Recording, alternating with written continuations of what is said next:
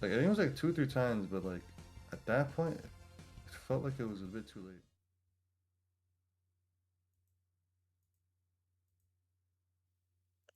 What do you think, Chrissy? I want to rewatch just because I didn't hit 4 before B's, so we didn't do a beginning one. Okay.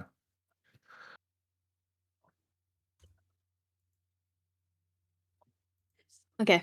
GX, just let me know who you want me to go on. Oh no, it's lagging pretty bad. Your stream.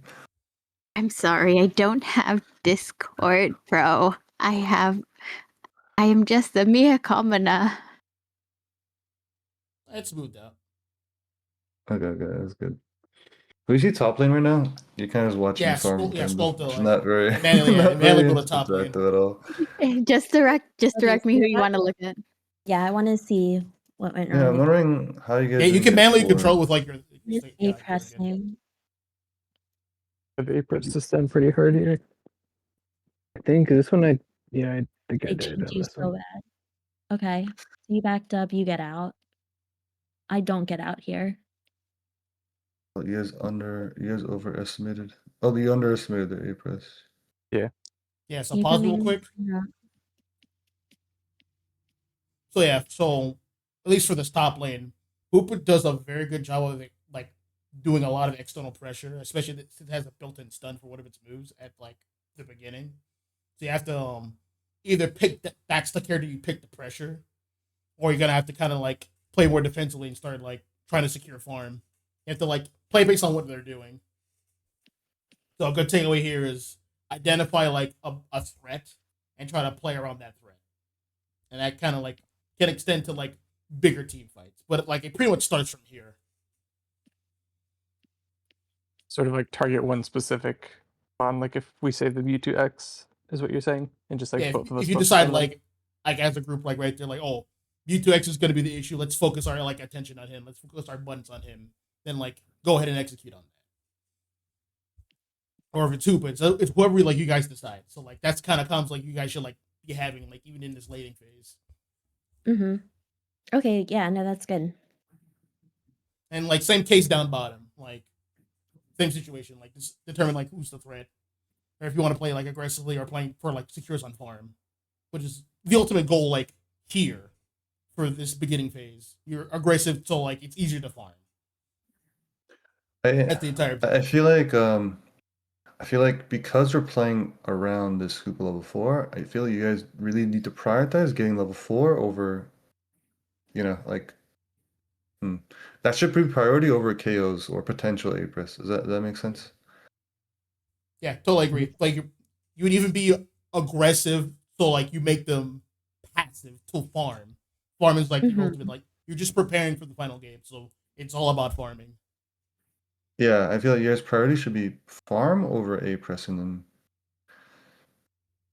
You can still A-Press and pressure them, but don't like commit to a KO. Yeah, the KO is don't just like need a to. bonus. Like that's not like that's not why you're like doing it. It's just to make it easier for you to farm. That's the ultimate objective of like playing aggressively on them. There's other ways. Okay, I'm Yeah, gonna keep going, right? yeah, you can play it. You can keep going.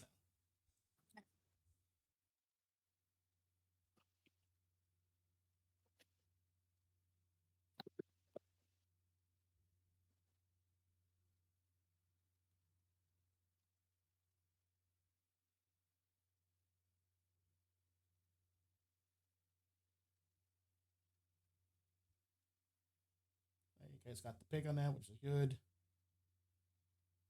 And it put the portal back.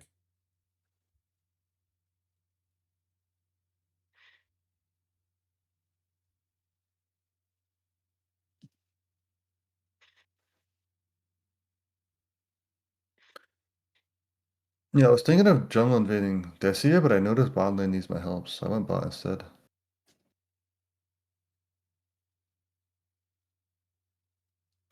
Surprised that Soba didn't die here. He's pretty bulky. And if you ever Yeah, play that's into like wild. if you ever play into a Scald or Surf, then like you won't be dying.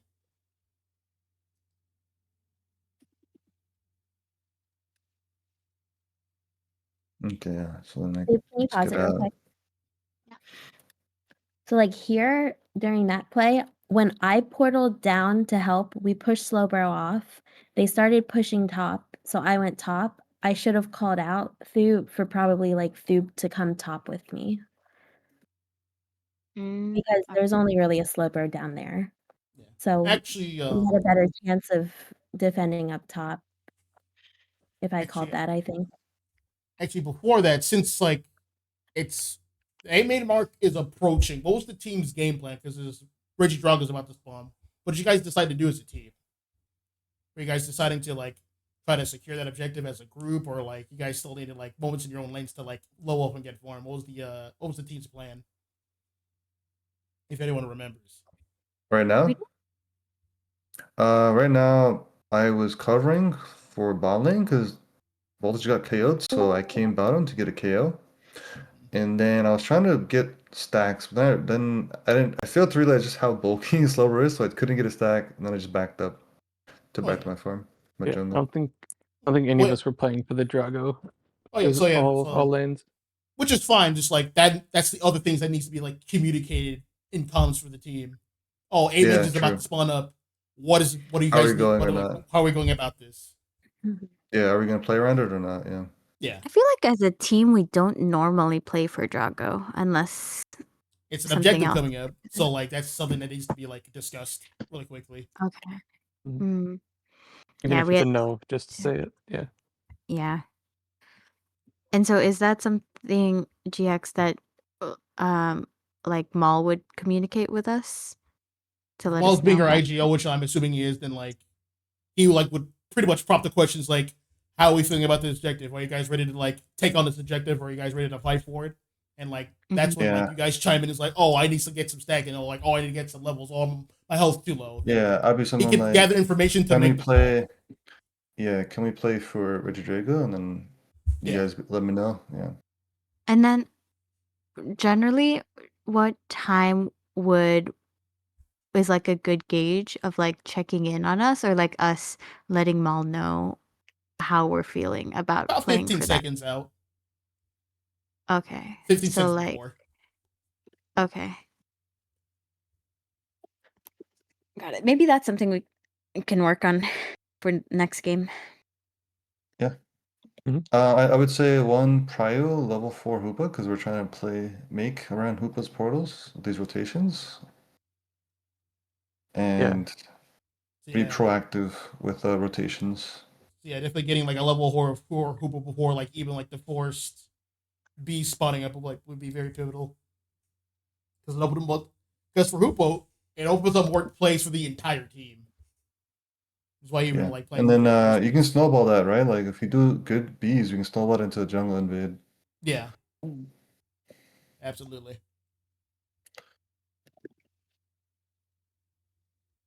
Yeah, I messed up my timing on the secure Rodrigo. And then they snowballed that into like a push top. Yeah, trying to pause it real quick. Trying to secure Reggie Drago is a gamble because like, yeah, you can secure it, but like you're kind of like isolated by the team there. So like, it might Yeah. it'd be more productive for you just to like give that up and just go get your jungle, get your levels up. Yeah, either that or get the KO on E2. Yeah, either or, yeah. Yeah, because you don't want to give levels back to that team because like you're the jungler and like so like they get like a lot of XP from like killing you. So things to think Yeah. about. Things to leverage. Yeah, I wish we could play that back because I didn't see them rotate until after it got KO, so I'm not sure if they like it looked like they were making that play, like they already planned on making that play to come top and crash it. So I guess maybe something to consider is like us communicating lack of vision on Pokemon, so we can potentially predict if the team's gonna try and push us 4 men. Yeah, you can kind of if someone's like over there like getting at least vision, you kind of like determine like where they're gonna go next. So that's like another So I call think out. You guys can like make like oh like someone like peek over and like get vision. For example, if they're ready to draw. so I would say then for us to be proactive with our rotations, we would have to be proactive with our vision control. So we can make that decision earlier. Okay. Keep going. Yeah, hit play. I think it's a good cover from the hoop portal to allow us to get here. Yeah, that was really good. They got really low. Yeah, freeform the camera over. Yeah, you can do that. Oh wait, did you die to like the thing that like the It's like ball? the No. delayed ball, yeah. Oh, someone could have body blocked that for you. I think Chrissy could have body blocked for you. Body blocked that for you. I think at this point I should have just left Slowbro down bot.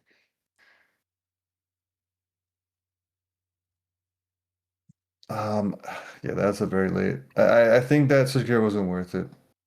I think I would have gotten much more value if I allowed them to secure it and then we just stabilize as like 4 to like allow this Regielect to go in and just get KOs on their Mewtwo, Y, and Tessie. That would have been more effective, I Yeah. feel. Pause it real quick. Chrissy made a good point to have Slowbro come on up. So that's other things that needs to be communicated to like Snorlax, yeah. yeah, Snorlax to come up. Like so the other thing that needs to be like communicated during the team fight. Like Snorlax needs to be like ready on standby to like be ported up because that's the play that's like possible for this team. And like that's a call for the IGL to make to like, oh, we need like all hands on deck. Slow like who will port Slowbro up? I mean Snorlax up. Right? I see what you're saying. So I think something that we can practice that I noticed is like when we're behind, we gotta be willing to sacrifice certain things to make up for it. So like if it means we leave a Slowbro bottom farming and take a 5v4 top, then like that's a sacrifice we're gonna make Yeah, to try to come back. because that's another thing to deliver. Because like, it's a 5v4, so like you guys have a decent chance of winning that because you have the numbers advantage, and then you win that, and like top is yours. The objective and all that, and the pad and all the points, it's all yours. And then you can come back down and fight for that again for the other objective. It'd just be a slow road. Yeah. Yeah, and something we're not used to playing around Hoople, but like something we gotta think about in the grand scheme of macro is prioritize actually protecting our pads more often because Hoople really does well when you're ahead and you have the pads up. I will also say, it's Christy, like, feel free to be like more proactive with your Hoople portals or your callouts for them because like they're your portals. So like you can absolutely make the calls like, hey, like Snorlax, come on up. They're your portals, so like you have a stake in like the match too. So like feel free to like communicate like what you want, like what your intentions are. Yeah, that makes sense. Okay, I think we can keep going, right? Yeah. You can keep Yeah. going. Yeah. Okay, yeah, so I feel like they overstayed their visit here. And I think we did a good job of like punishing it, right? By collapsing on the jungle here.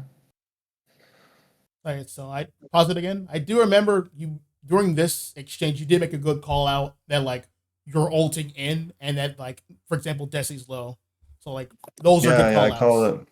Yeah, thank you. Yeah, I was like, bring this to you guys, something like that. Call outs like those gets everyone to like focus, which is important. Like keep it in play.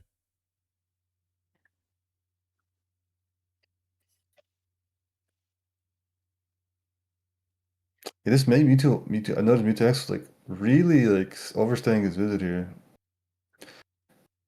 So yeah, that's an easy punish then, yeah.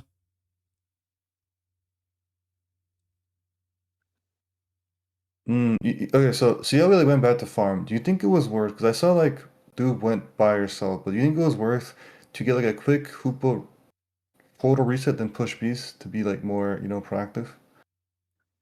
So it comes down to pause it real quick.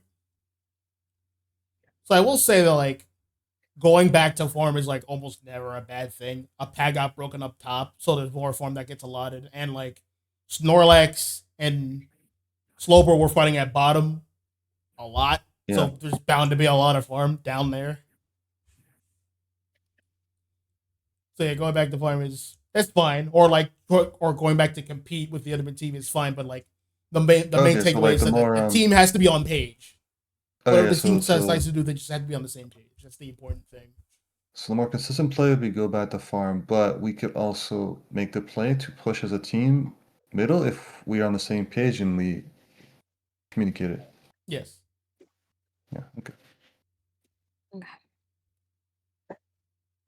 Because from what I can gather, they definitely have the level lead. Oh, yeah, they super have. The level Yeah. And they have like the map control too right now. lead. Yeah. I get caught out here. So what happened was like I was looking at the farm and then like mid got collapsed and then I got arrowed and then they just collapsed on bottom to me. Yeah.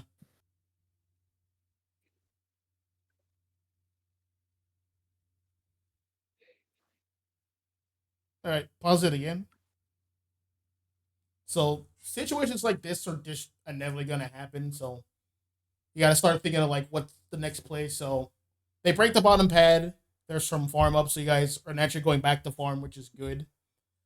Top objective's about to show up. It's reaching that like 15-second mark, right? So the question comes up again. Hey, like what's the plan here as a team? Like, are we gonna go fight for top? Yeah. Are we gonna go fight for bottom? So that's something like the IGL will be like directing. And Yeah. But, you know, for the yeah, I'm IGL, over at this plays to think about is they just got bottom and top's about to show up. So they are likely to go fight for top right away. So a good subversion is to go get some scores in at bottom to get some levels. So that's things like that you guys can do. But it's up for the IGL to recognize as a potential play and call that out. And like direct the team to do so.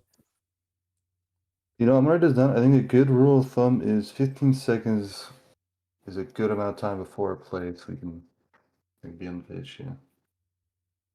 I think the Wait. timer starts at what, like 25 or 25, 20? 30, something like that, yeah. 30, I think. So it's like the I moment can even 30, it then, can like, even be communicated even from them. So it could be, yeah. I think just like 15 seconds should be like the minimum. I think we try that, yeah. I'll try that. Yeah. Yeah, it gives you time to like explain your entire thought process. It gives everyone time to like internalize it and understand it, and then you guys have time to execute. Yeah. Hit 15 play. seconds. Let's see what the enemy team decides to do. Hit play. So they're playing for bottom. But right now we have no vision from our side, so it's like Everyone's I'm gonna take farming, the so most like important. that Lucard naturally is gonna get some vision up top, and he sees like, all right, there's people up top. You see people naturally. You should have a Did you pause it. call it out, Zoro? While I'm pushing you top? Pause it here. Pause it. Don't remember if I did. So based on how they were moving on the map, you guys should have like as a team known where 4 out of 5 of them were, Mhm. because 4 or 5 of them Yeah, was I in was your sights seeing of the that. team. Yeah, so I was watching the map. I'm like, okay, I see like most of them are top pushing Zoro, so I'm like, I'm gonna go push bottom, catch this B2, and try to get a cap here. Yeah, Should we play a little that's bit something like more? We're gonna that's something do that that. can be like called out as for your team. Okay, yeah, I can do that. You could I do think that and so- have so- you could do that and have So your pause it real defender quick, dude. hold top. So something I feel like I realized as I'm watching this back is like a lot of times I'll recognize situations or opportunities that we can make a play, but like I don't communicate it till like 10 seconds later, where it's like if I let you guys know a little bit beforehand, it would give you guys much more time to be able to coordinate with me. Because like I noticed that play of pushing bottom like 5 seconds before I called it out. So yeah, you've pretty much played enough to where like these situations just like play out like in a routine. So like the more you play, Yeah. the more you'll recognize these routines and like Yeah, the so more for you'll me, get it's used like to calling them natural. out right away. So you So yeah, the understand. problem that I have is like communicating it like more consistently, or like it naturally just I recognize it just because of my own experience. Yeah, you're just not like used to like communicating that because you probably didn't have to before. That makes sense. Yeah, exactly. So yeah. So that's something to practice. There you go. Mm. And like the same thing too for like the other 4 like players, like positive again real quick. That's something like to think about for yourselves too. Like everyone should like have the ability to also think for themselves about like what's gonna like happen next. So like you guys are like on the same page. Or not so much that, more so that you guys are like ready to like make decisions when the IGL like calls it out or like even suggested to them. You know what I mean? Mhm. It's like, oh, like they got bottom, they're heading towards top, and I saw the map and I see 4 of them moving up. Like, super simple. It's like, oh, I can hang back on top wall, and you guys can like make some plays at bottom. Like anyone could call that out. Yeah. So yeah, you could hit play again. I think they commit to the KO on the Desi, but they don't get it. I don't manage to get out. I don't think so. Actually, I barely managed to get out because Grizzly popped the hoop ult just in time for me to get out. I noticed. Yeah, that was good. Yeah, But it did went in though. it was I'm not called sure to what like happened top. defend top. What happened top there? It, like went in. I guess it was like, was it just you and Zoro top? It was. Yeah, it was the yeah. two of us. I think I didn't expect to go in. I think I just walked off pad or something, and it was like Okay, just yeah. enough for it to go in. I don't know what happened there. I felt like maybe popping hoop ult earlier, but at the same time, I didn't know what happened exactly, so that's why I asked So you. pause it again. I will say since so one general rule of thumb I like to follow is like everyone should always be looking at like the map almost like every 2 seconds for information purposes to like help your decision making. And for example, you saw there were 2 up top and 3 at the bottom, and you guys are behind in levels. You guys have to start thinking of plays to like take back advantage wherever you can. And one usual way of doing so is like doing team fights where you have the numbers advantage. So Hoopa has Portal, and they're doing a 2v2 up top. If she sees where everyone is on the map, like the enemy players, she sees there's 2 up top and 3 at the bottom. She can immediately call in the rest of the team up top and take the 5v2. Or even the 4v2 and just have someone offline if we're worried Or about that, or however you want to go about it. Like just take the I- take the easier Yeah. fight where you'll Yeah, where I just think win. yeah, so I think we can be more proactive with like just so I think that what it is like Chrissy was saying, where it's like when we're playing with Hoople or just in general, even without Hoopa, we should be consistently communicating or know like who's gonna cover off lane. Like we gotta actually consistently communicate that. Like if it's not being understood, right? Mm-hmm. Because like So- we can make these 4v1 plays if we are consistently making sure that the person that is going to cover it, if again, right, like that's if we want to cover it. Like generally we want to, depending on like most situations. I was gonna say, so like we see here that we're under leveled. And would it be more beneficial to just 5-man most of the times until we get some picks so we can catch up on levels versus worrying about an offlaner? I would agree so with the yes. So It is depending on like what the team agrees on, but like that's a great way of like it's something to leverage. So like, oh, we're behind on levels, but like we can take advantage in this team fight to get some levels back. That's a fantastic way of doing it. So like, yeah, you might leave like a pad open for like someone to back up if they're looking for that, sure, but like it's worth the trade. You know what I mean? I think we can do that, but we do have to practice more our pathing to make that work. Because if we make it obvious or in a way where they're able to react quick enough, they can just fight 4v5 on their pad, and it's gonna be hard for us. Well, think about this. Like, usually, if you like win, like even in this situation, like they have all their pads up. Like, winning like a 4v5, like usually would result in like you also like scoring at like the nearest goalpost. So like, you get some score in too. So you don't get really put that far behind. So like, it's worth like taking those investments. Okay, so then for us to set us up, for us to set that up, we have to get at least vision on at least a couple of them. Not all of them, but at least a couple of them, so we have a general idea of which pad we can push before they can regroup. And that comes from constantly checking your map. Checking the map and middle control and just general vision control around the map, like in our own jungle or the middle.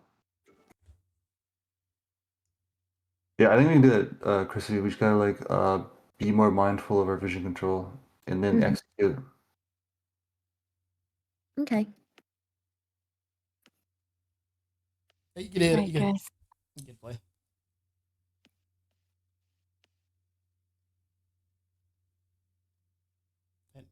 I'd like to point out that pause it again. Maul did make the call to like leave that very point and like focus on the objective, Mhm. which was good. Like that's how you pretty much you make calls like that. Like you should like be making calls like that like all the time. For example, so like that was a good call you made. Yeah, recognizing when the opportunity's gone. So, yeah.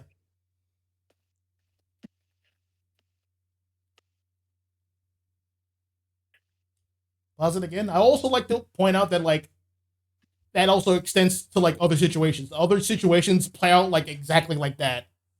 Like, oh, we got some picks. Some of them are peeling away. Let's focus on like this main thing. Yeah. A ton of Yeah, that will so- happen during the match. A ton of situations play out like that. So it's all about having the presence of mind and then calling that out. Can we keep watching this? I think like so my idea here was like if we push 3 top here quick enough, which I think I think we have at least 3 here. Yeah, we have at least 3 here. Vulture's gonna make it. I think what ended up happening is we didn't catch the Mewtwo the way we wanted to, and then he just peeled back, and then the team came back. So might That be a is- matter of execution. But at the same time, we have a lot of farm on our side of the map. That's the other thing. So I was about to bring that up. It's about to be like less than 3 minutes. So, like, You know, I'm we're about looking to at our approach the levels. end game. Yeah, and like our levels get are your not looking levels. good actually. I think So, yeah, that's something like- that I gotta be more mindful as a jungler is like recognize my team needs levels, so I shouldn't be making this call. So yeah, like when you make a decision, it's just like you also need to think about like how does this decision like set us up to like be successful like further down the line. So like Yeah, this yeah, might really you help can us. possibly get this Mewtwo, but like It might get like 50 points. That's like yeah, maybe we'll get like which 50 is points. nice, and but like how does it like benefit your Getting team level- fully down the line? Getting Yeah, like in getting this level, situation, like, getting levels 12. is more important. yeah, You getting guys level have 12. a lot of farm up. Yeah, our Marathon is 10 and our Lucario is like 11. So yeah, so we gotta prioritize levels right now over pushing like this.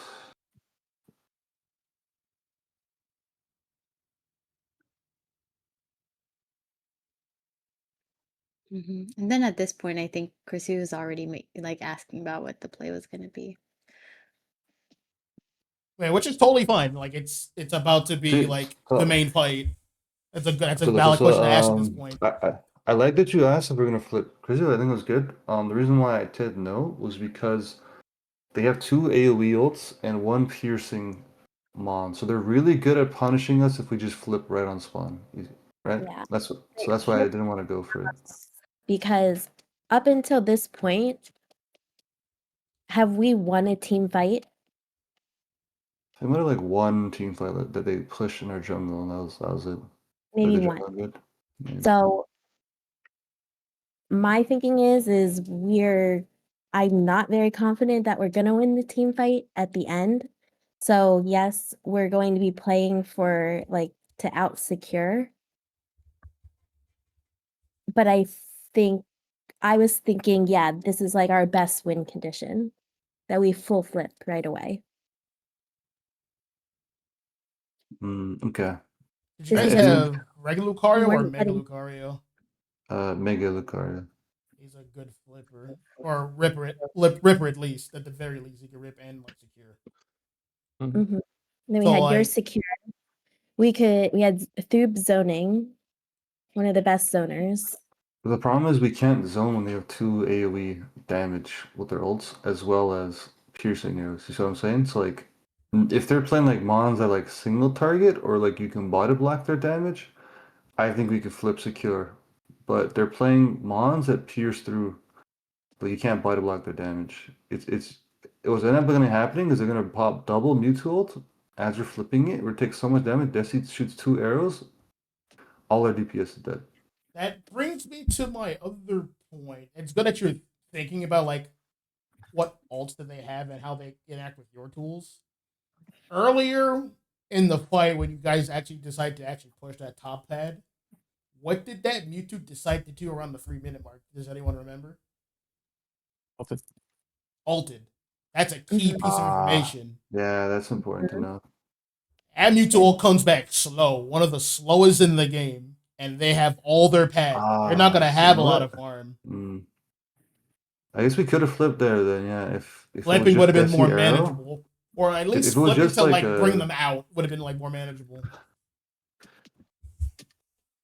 yeah. I think next time, let's say we're playing a similar type of comp. I think what we should have done is like um bait the flip and immediately look for a team fight as I push their backline with Desi, and then you guys like push their Yeah. front line with AoE on the Miraidon ult. Yeah, pause it right here. Pause it real quick. So like, yeah, you guys earlier were definitely like making the call to like, oh, this person ult or that person ult, which is good. Keep that going at all times. That's a very important piece of information. Okay.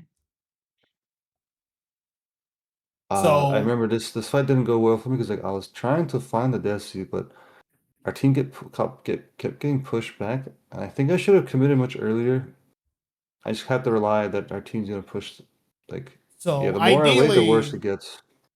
Ideally, 2 minutes about to show up. So like, starting from like around the 220 to like 215 mark, you start having teammates like get into position in center for like vision and like setting up plays for the 2 minute mark.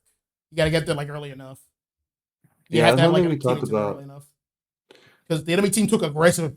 They took the positioning in center already, and you guys are a little split up, which is how the Hoopa got isolated. You know, it's a play that we could have done. Push to score back cap. They're gonna start panicking a bit. If not, they'll just hold mid. But we just have like a Hoopa and Slacks mid to get vision. If Hoopa needs to ult us in, we can. And then that's one way you can play proactively. But I did have a 50 in my pocket, so I could have scored top. And if they showed like, let's say they showed like 2 top, right? And Desi's like bottom, we can take a 4v2 top. Get the KOs, or at the very least, zone them off, and we get the scores. So now we're playing proactive, right? Yeah, that's something that's totally valid. Like, yeah, like you like start scoring up top, so like you force a decision on the enemy, either like go up and fight you or start ripping, and Right, like which is that to caused our that, advantage. and like them having to make the choice.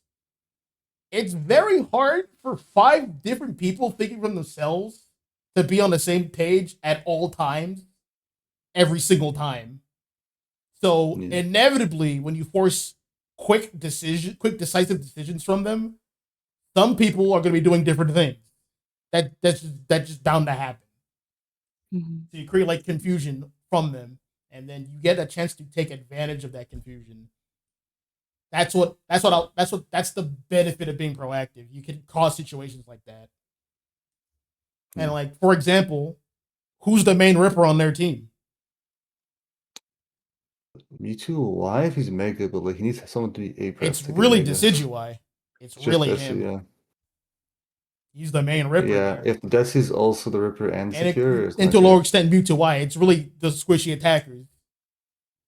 And Exactly. So if it's there's kind a of just moment, to our benefit. yeah, if there's a moment that like they're not being babysat by like their front line because they're like, for example, moving up to do a team fight with you guys, and like they're in the front line. Who gets to take advantage of that on your team? Talon. Your Talonflame. Oh, their You damage is know, gone. That team falls apart, and they're yeah. missing an ult. With this team comp, Zoro, I think it's worth ignoring their front line and just pushing their mega Me2Y. Yep. Like our front line damage is not as good as their front line damage, so we're never gonna win that front line poke. Yeah, like The things. best that we can do is like have Thoop in voltage, distract their front line and push them away, So like it creates space for us to push their back line.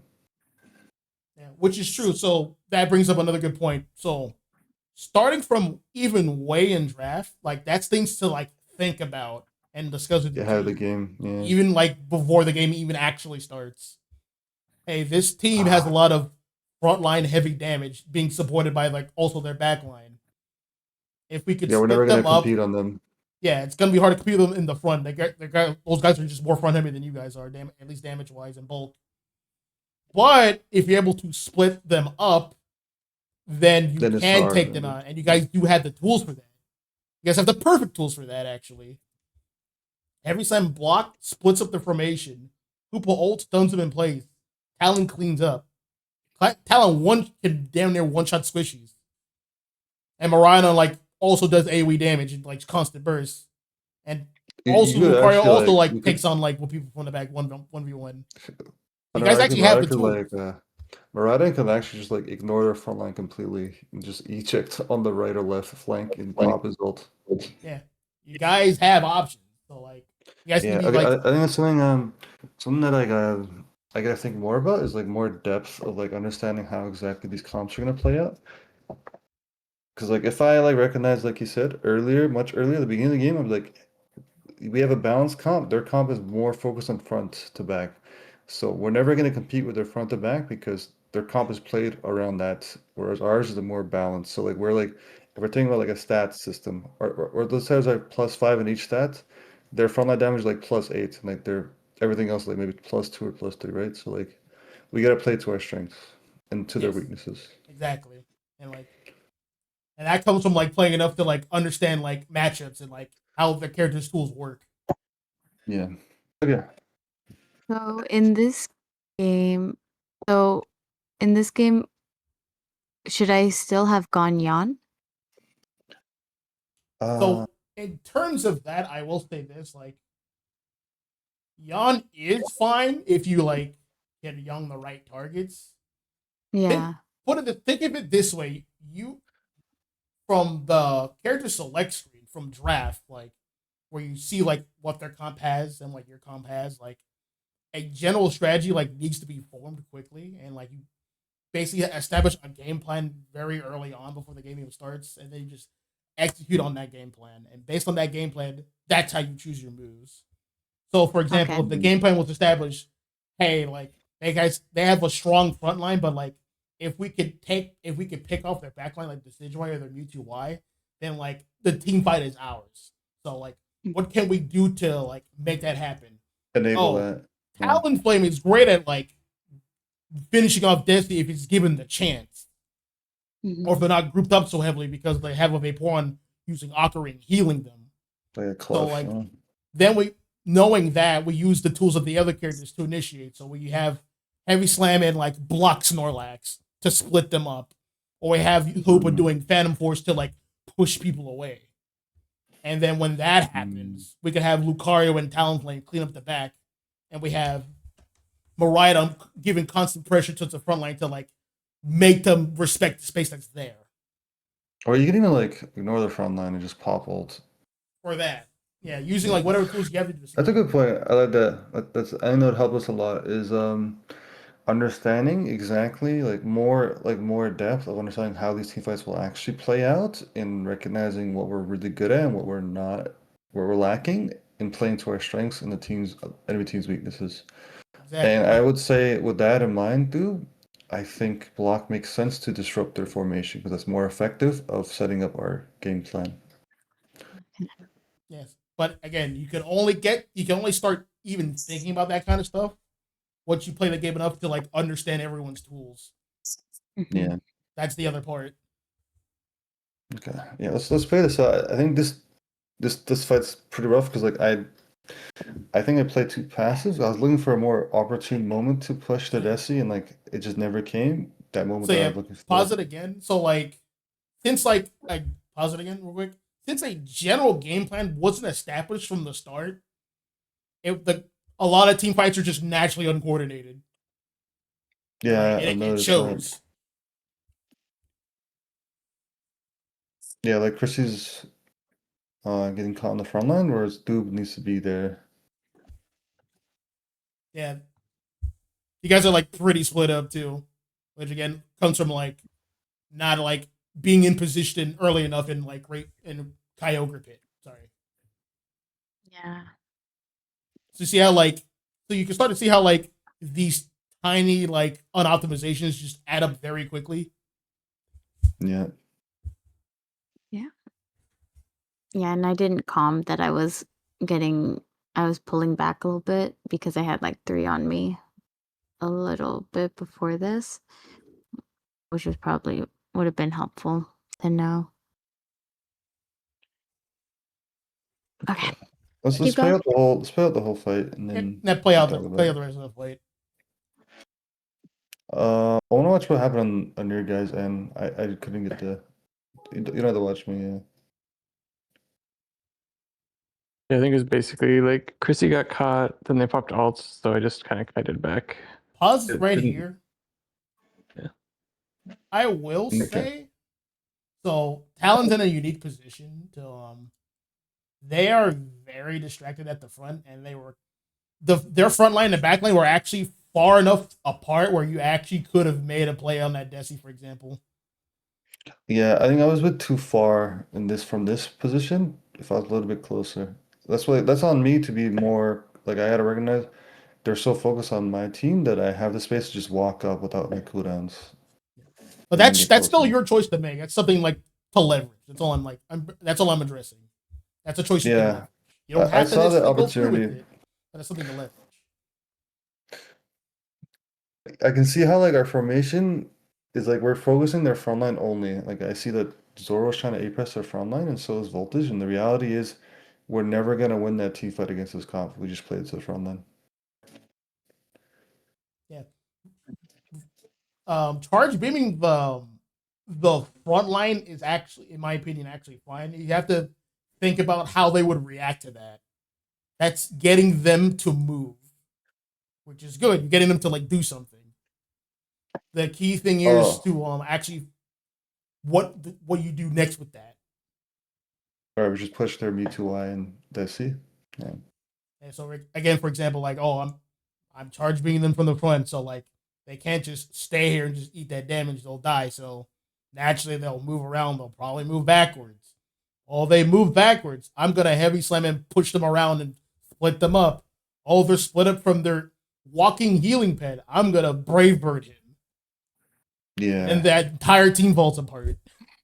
Yeah, or like as I'm going for the Desi, me and Zoro goes like if Zoro gets a stun on him with pop, then I get a free Talon Flame Burber and he dies, and then we can switch to the next target, which is Mewtwo. And then from there collapse the rest of the team. Yeah. That's how everyone on the team just like needs to like think about it. Like, how does like my tool set, like how can it benefit the team? Like what can it do against the enemy team's tools? So Okay. that's like responsibility like for everyone to think about. And then like Yeah, not just the the IGL like calls how it's executed. I think the way I feel is that the in-game leader can help direct the game plan, but within each player, they gotta understand how they're going to enable that game plan with right what you said, like what Yeah. their mon can do. Exactly. That's how you get everyone to think for themselves, but at the same time be coordinated. Okay, I think we can go to the next game. We got everything here that we want to watch back. I think everything was pretty much discussed in this game, so you can move on to the next game. Okay. So yeah, so let's try this game. Let me invite people.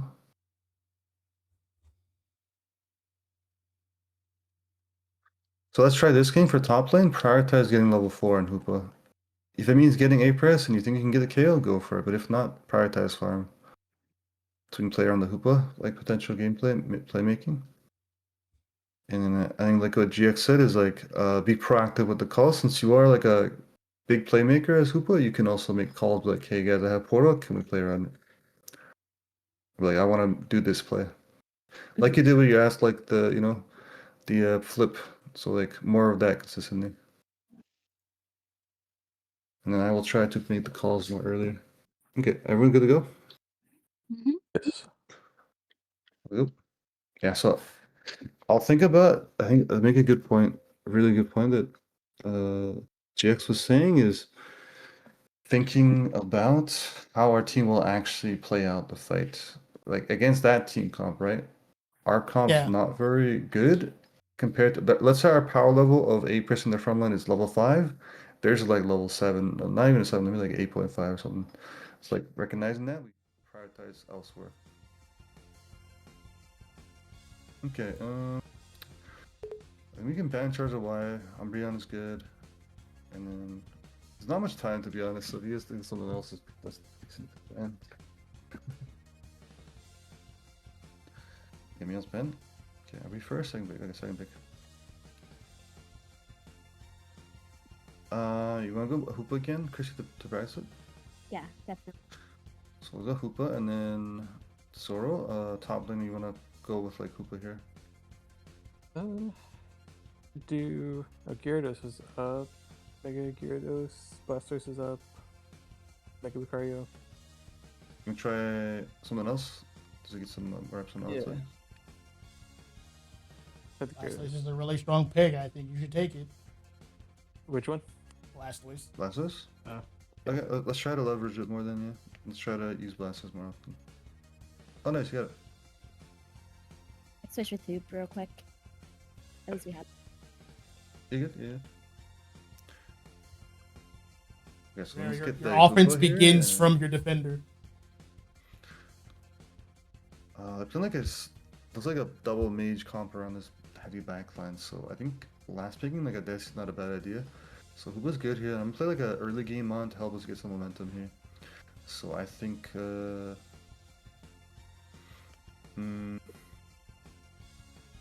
Alan's not bad. Not the worst early game. Dojo. I'll go Dojo.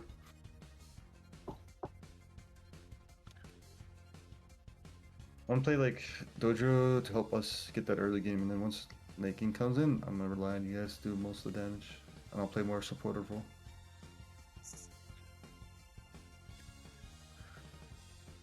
Okay, their comp doesn't really.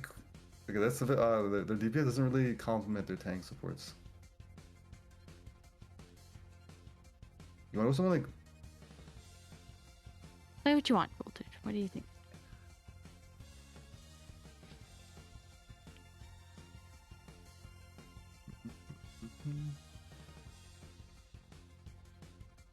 Okay. So, what do you think about this? So they have Clef, so Plenty, anti-heal, not bad, but I think we have really good burst, so anti-heal not the word, not something concern. So, thinking about what GX said, in terms of team fighting, we are ignoring their Clef and Slowbro. So like, I think the way I see it playing out is like, we're isolating the Slowbro away from their team and then targeting their squishies. That's how we like take these team fights, and we can play around our range advantage with Desi. So we're playing front to back against them, and as we play front to back, we're not playing to A press their front line. We're playing front to back to pierce through their front line to get to their back line, and then isolate their front line to use our cooldowns to KO their back line. Does that make sense? They're Mimikyu and Leafeon will probably be trying to dive those two, right? So it's like catching I would them. say, the way I see it playing is like more than likely is their team's gonna play very aggressive onto our Desi, so we kind of can just set up our CC earlier to just catch him out. Okay, so in terms of early game, let's try to get that level 4 on the Hoopa. I see that you have a Gyarados lane. Do we want to like switch up the lanes so Hoopa can get forward? More dang, we don't really have strong lane. Never mind. We have a Des bottom. Okay. Yeah. Well, I think it'll be good practice. We learned from last time that Right. we have to secure farm basically instead of stunning the enemy out. We'll be. I Guys, think we'll be. you guys do have a strong bottom lane. Don't be fooled. Okay. Yes, you can press A. Pressing A is really strong. True. Okay. Nice, got it. Honestly, can you use A press this Leafeon? Is it Left. They're all out. I'm backing up. usually Both cooldowns. middle's here? Oh yeah, I'll stay here to secure it. Slowbro's online. Okay, you have a leaf up top.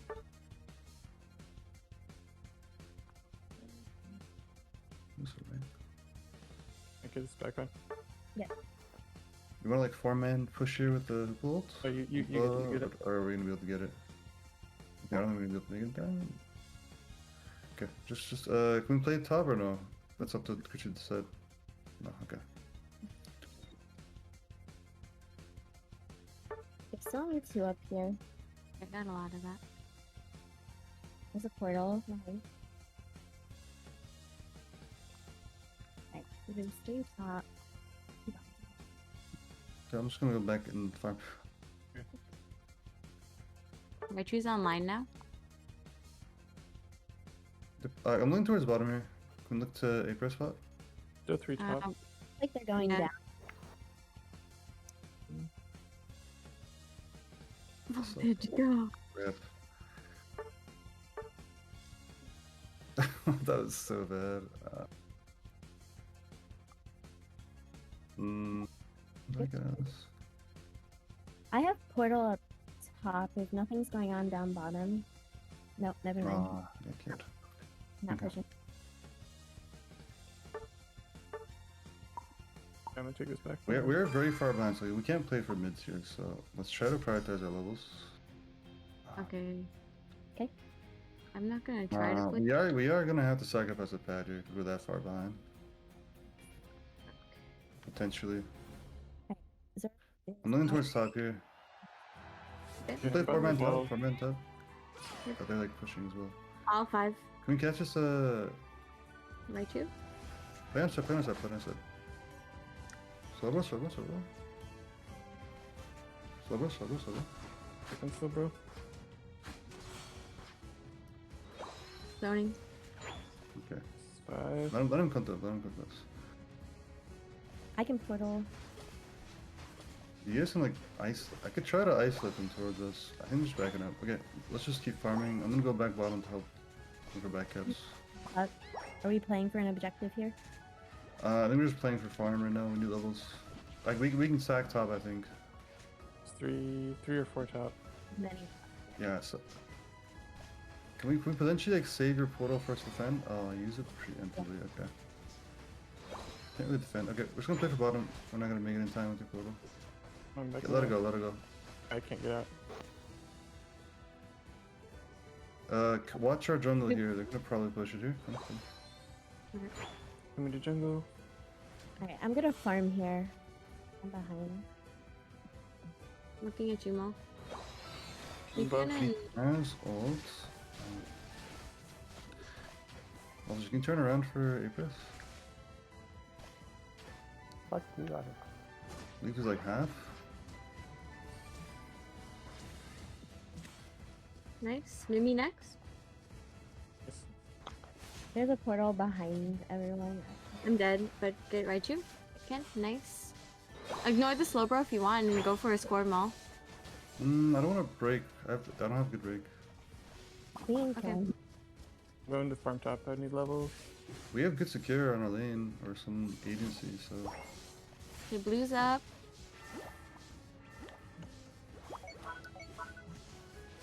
Okay, nice. I have Look my for ult mid. here if you want to. I'm playing towards mids. I'm just gonna look for back caps. You guys want to like A-press and bot? Mhm. Maybe you can get a secure with voltage. Poor bot. I'm going down. I have my ult. Okay, Okay. I'm looking at a play here. We're After your ult. okay, nice. I got Sliver ulted. Okay, nice. Looking at Mimi. Okay, go ahead and Alzone. Isolating Clef. Raichu's 1. Raichu's 1 in the front. There's a portal. Nice push. Can we have like big points to fight bottom? I have 30. Zoro, go for it, Zoro. Or 30, Zoro, yeah, 30, 30. 30 works. Can we push their jungle here? Dude, you want a portal? Here. Yes, please. I don't mind using Hoop Ult aggressively here to take a fight here. In their jungle. Yeah, in their jungle, yeah. If you see it's a good time, yeah. I'm down right here, yeah, right here, right here.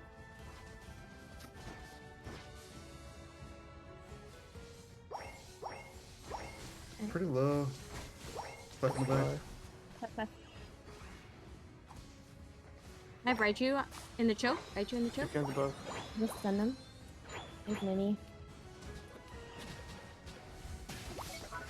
Just slow bro now. If you guys want to go. Yeah.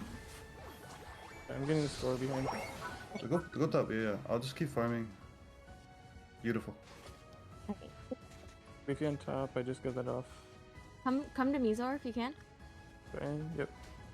We have farm on the map, but we could play the top here. I'm I'd gonna have ult in say. just a second. You want me to put you up? I would say let's play to A-Press on top. We're not making time for secure. Ult's at 96. Look for A-Press. Look for A-Press. Looking at Raichu here. Popping in. I'm in the backline. Big. No slowbro ult. Slowbro. Looking at here. Slowbro. Nice. It's gonna start going in. You look to push their jungle and then maybe score bottom as a back cap. 10 seconds for Draco. 20 seconds. I'm pushing down. Push down with me, dude. Yep, I'm here. I'm stuck in jungle. I'm getting out now. Oh, that was BPN ult. Like BPN ult. Help me score. This with me. On the Drago. Beautiful. Right. Yeah, it all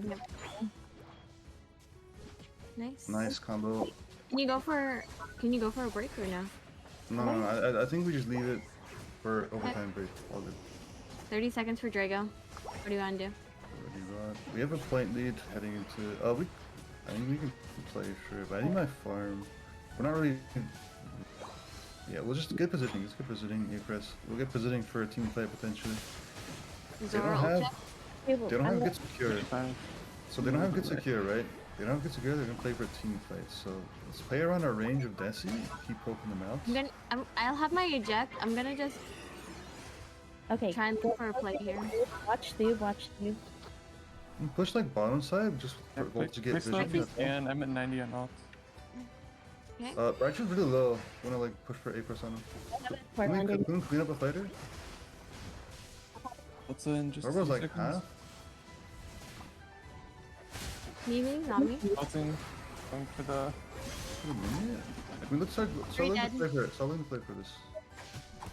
Go We're for it. hitting. Going to For it, and then dude, Raichu's up, Bone? so you guys. Bone I'm to- dead. yeah, But you okay. guys can turn. Leave. Okay, you look for towards top, I'll look for bottom. Leave him bot. Leave him bot. Bottom. Dead, let's commit to the. Raichu on top. No. Okay, We're gonna play to figure out what we're gonna do next. Let's play to defend and then push after. And look towards top. You can use the stall Raichu and come.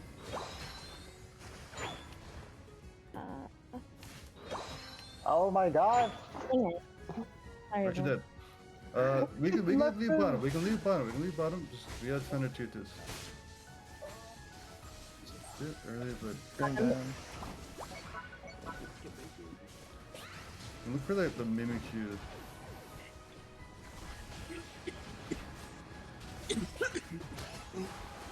Mimikyu's top.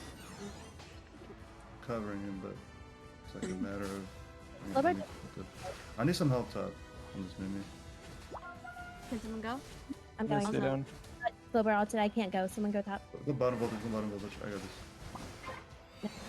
We're playing to defend, okay? Just stall to Keep him. defend. Remember, Slowbro doesn't have any points to score. Position.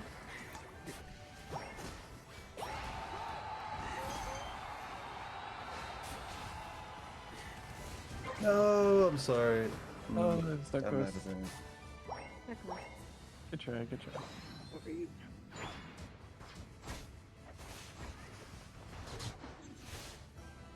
Oh, good try, guys. Was that it? Cause of the 50? I'm sorry, guys. Almost. I think that was on me, actually. I threw a portal, and I probably should have used it to portal myself up.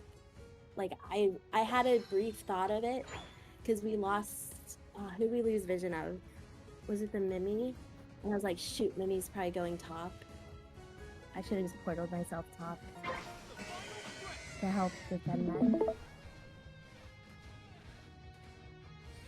Just finish recording. It's gonna be on this.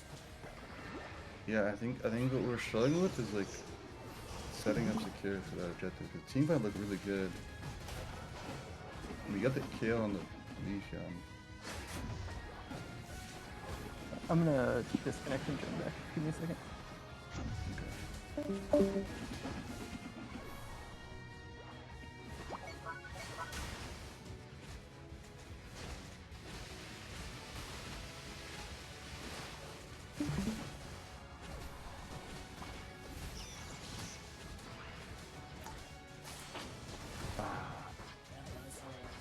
Lightly too early. But still. I think we did pretty well to like re-stabilize my back cap and then defending them. I think it's just a matter of like what Chrissy was saying is like recognizing that I might need some help at 1v2 defending top. Granted, I missed my drill pick top. I think I got slowed by something, I think it was Leafeon, which is kind of weird, but I think Leafeon actually slows me initially with his ult. That is an interaction, I believe, which is why I messed it up.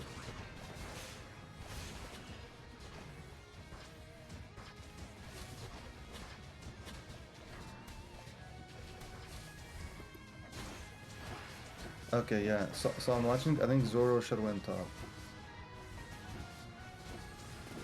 Zoro should have went top, and then Voltage could have just stayed here and just kept arrowing them.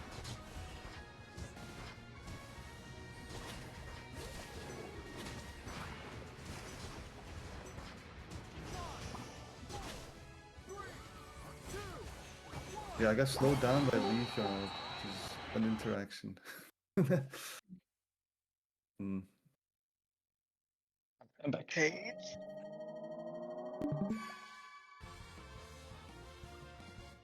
That's much better, right, GX? Of like us playing more proactive. From what I can see, yeah, definitely. From what I can see. Yay! Good job, guys. Yay. Yeah, I think with like our decision making is much more proactive with our decision making and like how we want to approach each stage, and we said it much earlier. I think something for us to practice on, which we've been talking about, is like community. I think we had the setup for the secure and flip. It was the communication of lowering it, the objective, and calling out the secure. I think that's probably where we messed up. Also, we were looking for the Raichu, but it's kind of awkward. The respawn timers were like close enough where maybe we could have just flipped the secured before they made it back, but at the same time, we could have just turned around to A-press. It was a hard thing to call. I think probably committing to one more decisively might have been the key to winning, to making sure we got that. I think if we were more decisive of like either A-pressing, committing to that more, or just full committing to the flip, it would have worked out. There was a spot where we got 3 dead, and then there was Clef, and we kind of spent a little bit of time on the Clef, whereas we could've, Yeah, we could have just flipped it there. yeah. I did call it, right? But I think our team was already committed to the chaos. I'm like, okay, I'm just gonna adapt. I think so, I think yeah. we just ignore the Clef guys and just go flip. Clef does not have any good secure, so yeah. I think that's probably where you're right, yeah. Where we recognize is like understanding that if the Mon has no threatening to be able to secure, then we can just ignore it. Mhm. As long as they're not good A pressing either, right? Which Clef has no A press, so yeah, it was not threatening at all. Like there was no point for us to spend that extra 3 seconds, which could have been used to secure the objective. Okay, I think we can. Something you want to talk about, GX? Anything else you want to talk about? I'm just gonna review the game as is again. Just setting up my OBS real quick. I can review the replay to reinforce. Reinforcing is important.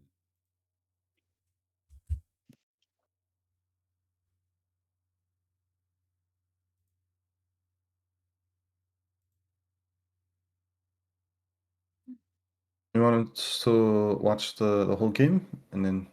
Well, we'll be skimming through it, but yeah. Okay. I think everyone can see it, right? Yes. Yeah. You can go for it, GX. Yeah. All right. Let's see.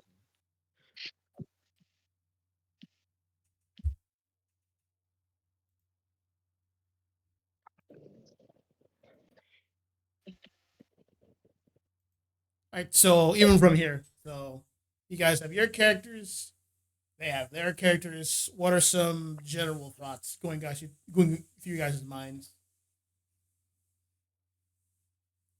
Yeah, so I'll go first.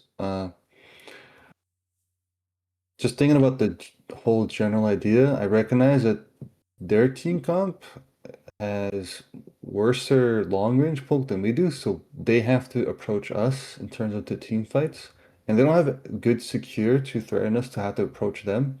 So in terms of team fights, we have the agency, and I think our key targets are the Raichu and Leafeon, potentially Mimikyu if he gets into our backline on the Desi. All right. Anyone else have anything to add to that?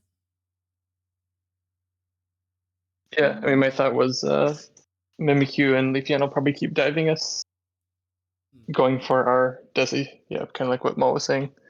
So like looking for them as they're coming in. All right, cool. Who would be the I'll ask this team a question. Who would be the primary targets on that team? You're saying like for them to target us? Oh, for you targeting them, who would be the primary target? Primary Oh, targets. okay. I would say Right.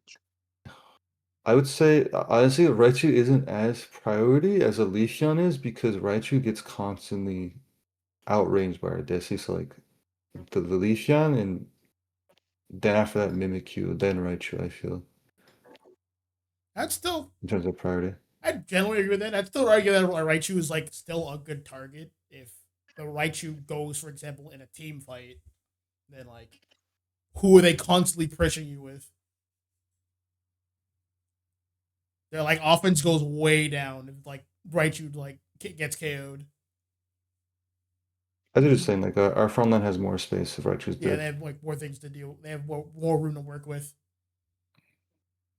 See, like Raichu, Yeah. Mimikyu, Leafeon, they're all good targets. They're all good. Okay, fair enough. Yeah. Right. Something that's like very glaringly obvious, I would say, looking at this is like our early game is potentially gonna be really difficult if we cannot. As you saw, like as this match went on, like I noticed that we did struggle in the early game. They definitely scale earlier than you do. That is also an important factor. I think what would help, Chrissy, is if you just let us know that you have level 4. So as a jungler and as a team, we can know like that we can potentially make a play, and then you can be proactive and be like, okay, let's try to make a push top or bottom. Okay. I do have an idea for you guys if you guys are implementing Hoopa into your team rotation. So I don't know exactly how this works due to the experience change, but one thing teams would do is they would have their Hoopa, like with the juggler being there, acquire the red buff because it's a ranged attacker and like it can slow them down greatly and stun them, especially with red buff. So that could be something to consider for your team.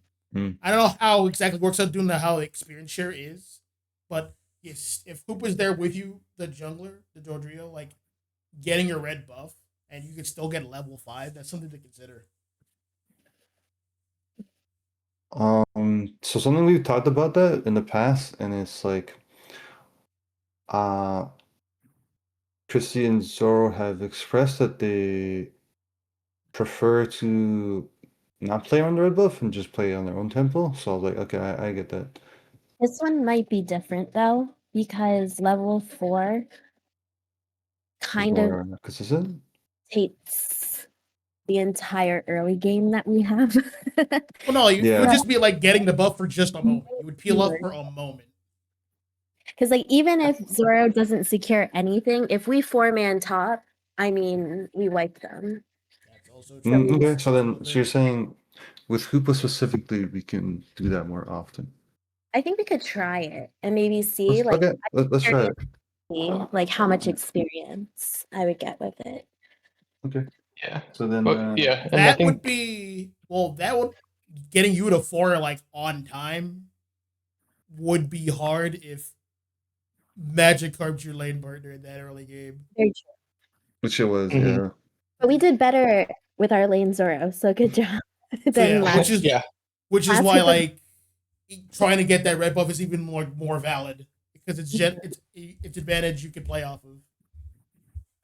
Yeah, I see it because like if as you You saw this slow game them went out, down, right? Gyarados gets to hit, Magikarp gets to hit them and increases gauge even more, and potentially If even you get a saw KO. this, you saw what I did, GX, where I was like, I recognize that they're playing Leafeon, and he play very aggressive on our side, so I just took red buff and went top.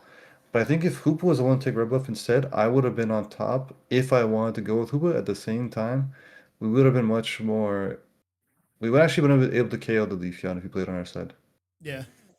So yeah, that's something I actually want you guys to try for next game, to see how like that interaction works out. Like when the Dodrio's ready to like farm his red buff, have the Hoopa peel back, and like you both are gonna be there, so you're both gonna split the experience, 65% each, but just let Hoopa like have the Yeah. red buff and see how Yeah. that lane like plays out. That's something I want you guys to like. From my experience playing with a lot of Hoopa players as a top laner and jungler, Hoopa red buff makes sense if you think they're gonna push on your side of the map, like on your side to get stacks. And like in this game, Leafeon wants to get early game stacks, so you can expect him to be on our side. So it makes sense to get the red buff. Yeah, definitely. All right, cool. Getting play now. Yeah. But yeah, I think we did a good job of being more thoughtful of how we're actually gonna approach the team fights versus last game where we kind of just like wasn't very not as depth of like how we approached it. Or like we're kind of like, oh, let's just A press them at the same time they're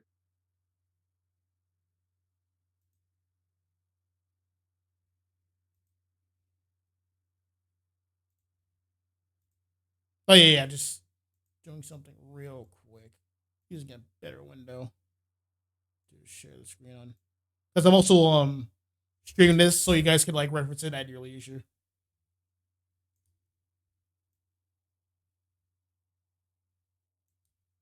Cool, much easier.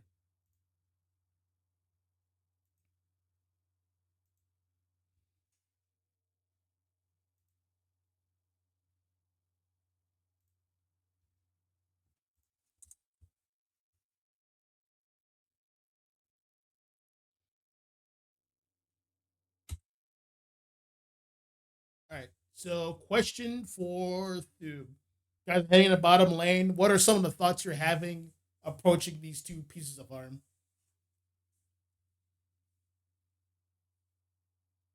All right, that's good. How would you go about doing, or how do you plan on going about doing that here, or how did you plan on going about doing that here?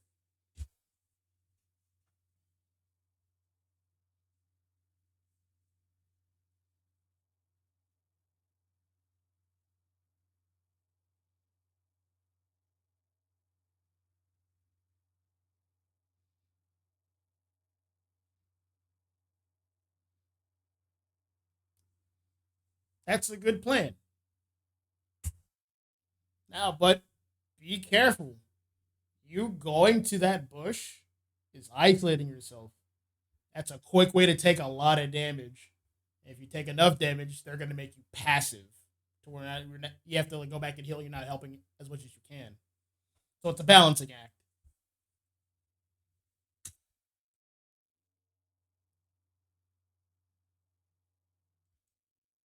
Yeah.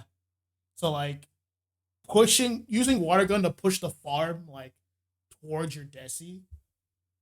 You have to do that at a good time to where like you're minimizing your time icing yourself to like reduce the damage you take, but you're still sending your like lane to succeed.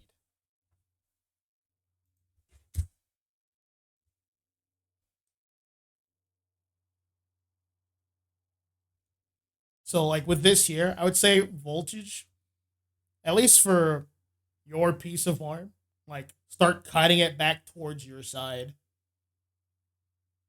So like to like move it away from them. You know what I mean? So like you don't necessarily need to rip it from up here. Like utilize your range like a bit. Like I also know you want to be like close enough for your teammates to like put pressure for him. So it's all about choosing like a good spot. So like a good spot would be like up here, like by this bush, for example. So you're close.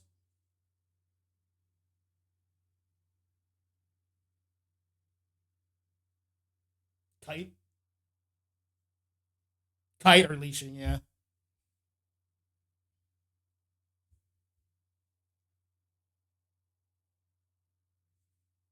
So yeah, like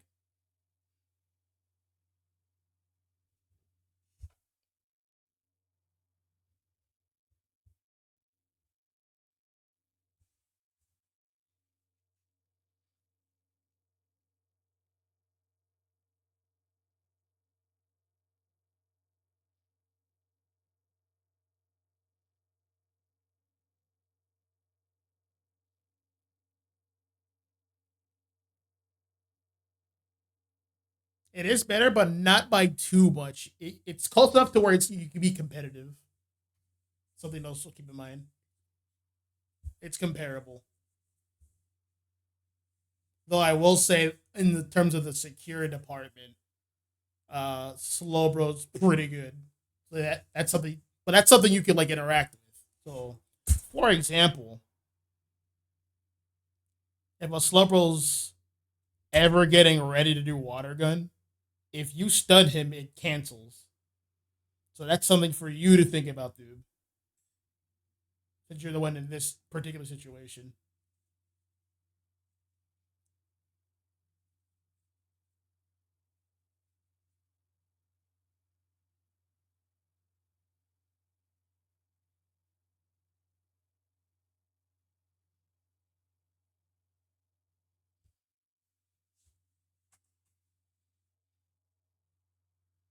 Yeah, that's totally valid.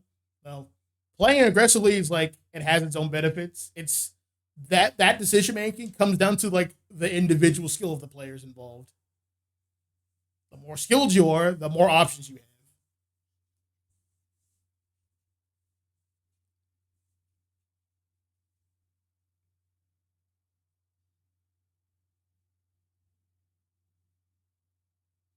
Yeah,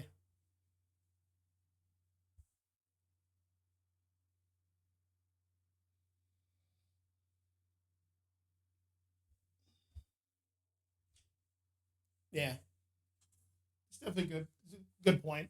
You can also know what item they have from like the loading screen, and if you ever want a refresher, you just hit start and you see like what items they have. That and like everyone should be calling up. For example, oh he used eject, or he used potion, or he used full heal. Those are good callouts too.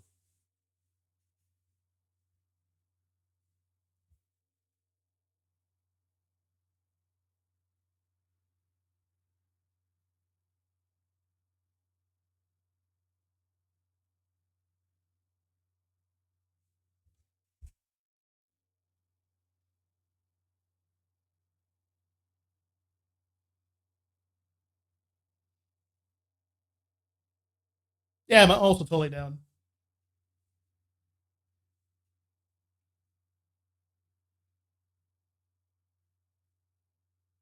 Yeah. Also, like this is gonna be like posted up, so like you can like come back to this later. This is being recorded, so you won't be left out. All right, cool. So see what I mean about like if you isolate yourself for too long, you see how like you had to eject and you're low. You had to use your yet eject's like a powerful resource, but you had to use it like very early.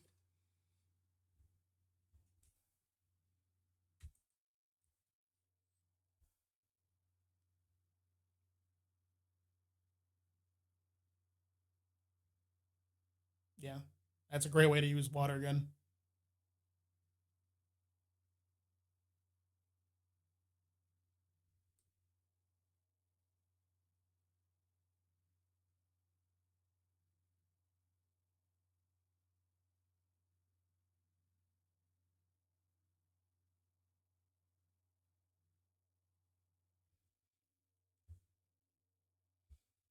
I would. Oh. I mean, I mean, you could just like scroll over and look. Yeah, yeah. That's the way you just check for yourself.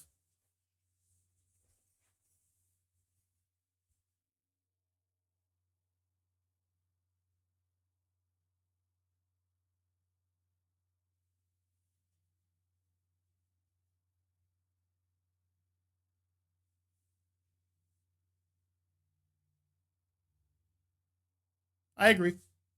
I agree with that 100%.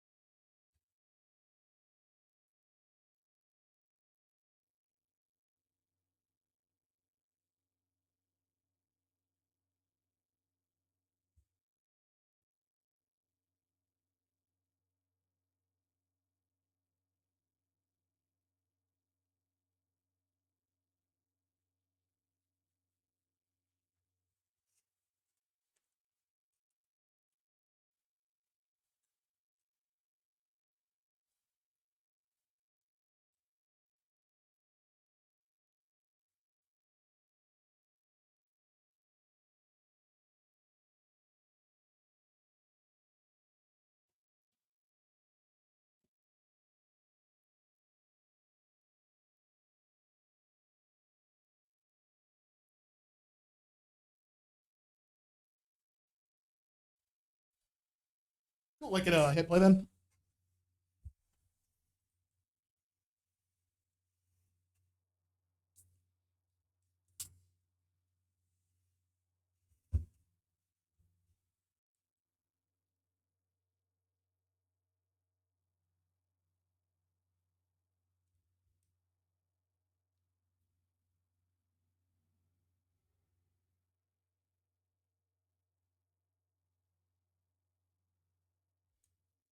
Yeah, like this gank is naturally just gonna be tough because like you're technically understaffed right now.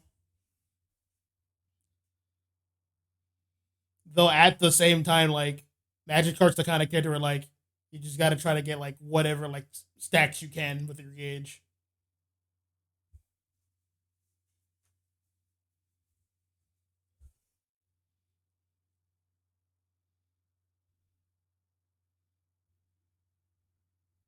Yeah.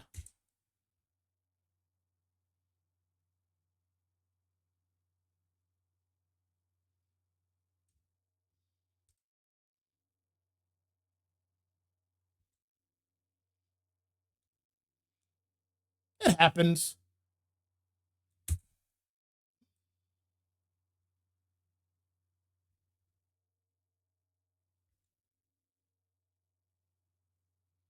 So I will say for Desi, I don't think you should have put yourself in this spot to score.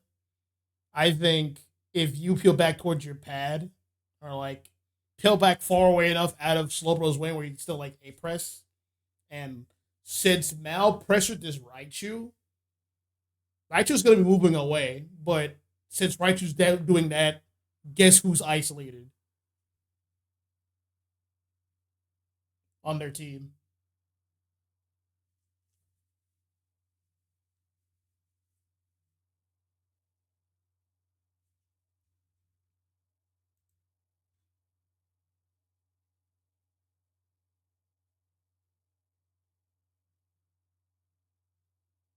This script might cut out, but I'll continue. This is gonna be recorded, so it'll be fun. So yeah, Walters doesn't necessarily need to score here. His health is low, and like him dying would like diminish like the advantage you guys have. It's a 3v2. So if like he peels back far enough to like at least be A pressing the Slowbro, who was already on top of him, and you made since you were aggressive on Raichu and he wants to live, you've made him passive.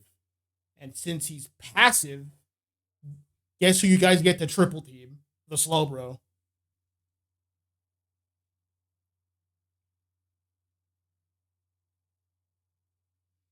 I don't think you like needed to do that because like you also have to be aware of like their jungler and like you don't want to be wasting too much time down here. You have your own jungle to get back to.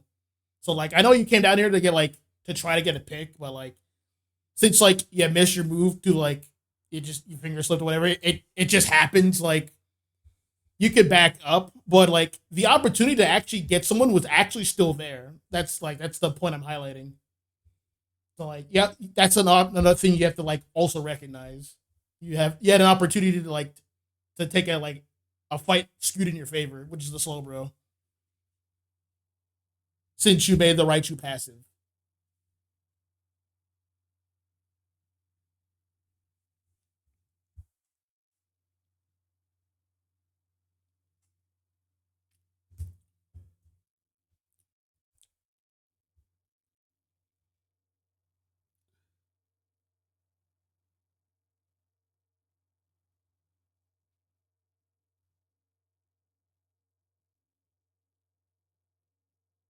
No, I see it. I see it.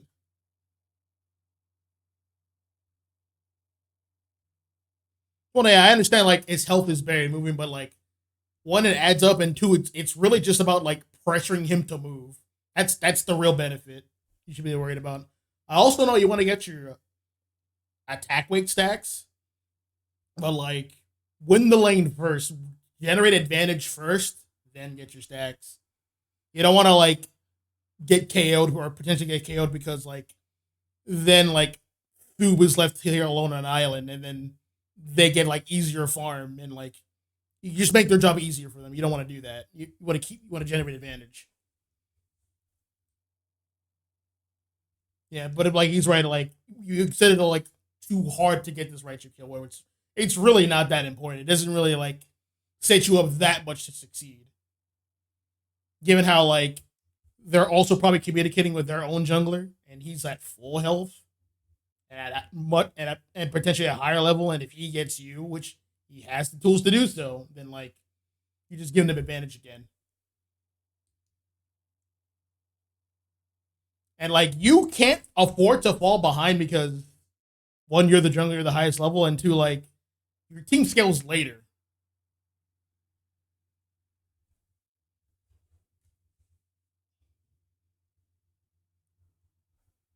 Yeah, it's fine to come down here and try to get the pick, but like if it's not there, then like do something else. You don't want to be wasting too much time.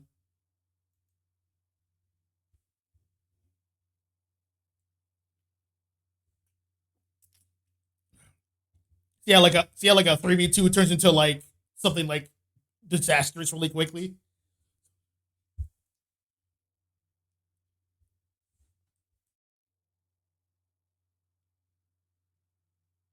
See now their jungle comes down and gets a piece of your farm, and he still has access to his farm, and like you're over there trying to run for your life.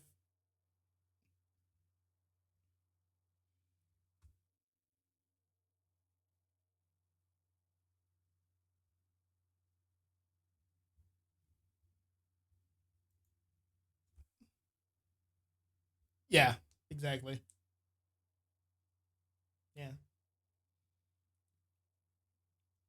because like errors like these can like snowball so hard.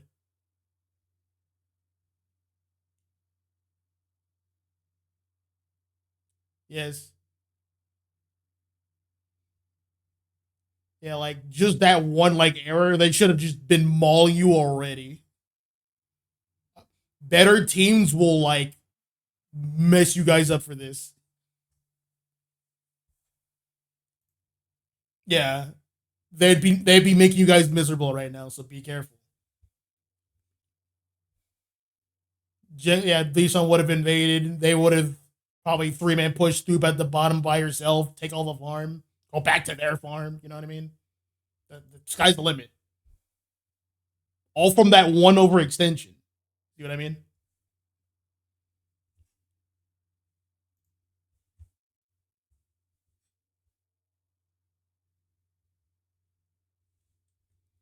So I will say here for wait, go ahead.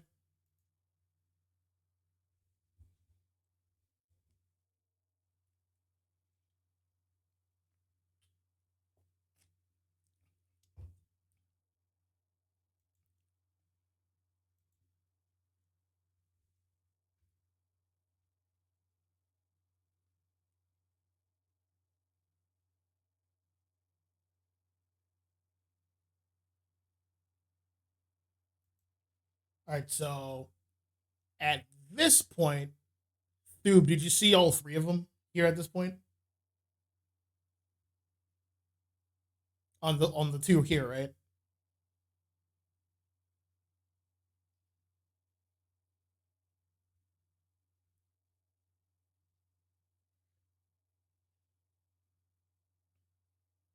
Which is fine. What I'm getting at is, at this point, you should be able to see all three of them like rotate up. So right now, you guys still have a Magikarp, so like you don't have any advantage to fight with up here. One thing you specifically can leverage is going for a back cap. You need to get to 7 fast. You're this team's frontliner. So that's something like, yeah, like you see them like move up. That's like, oh, I could peel back, get some levels, get some scores in.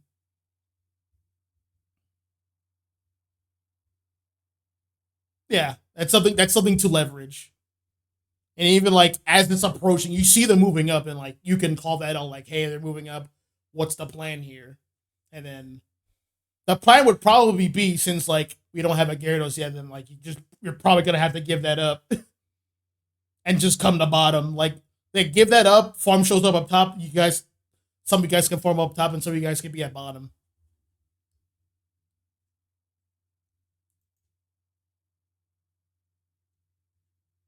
So yeah, like you see them move up, like turn right around, start getting your levels. Yeah, like because like you can preemptively make that. Yeah.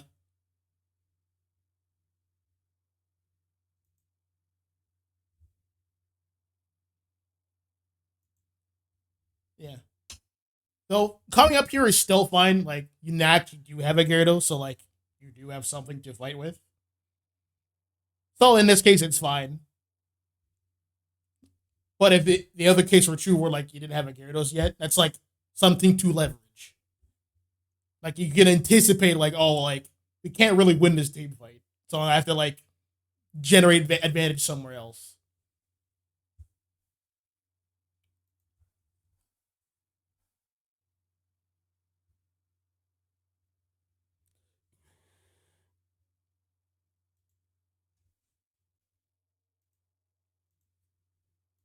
Mm-hmm.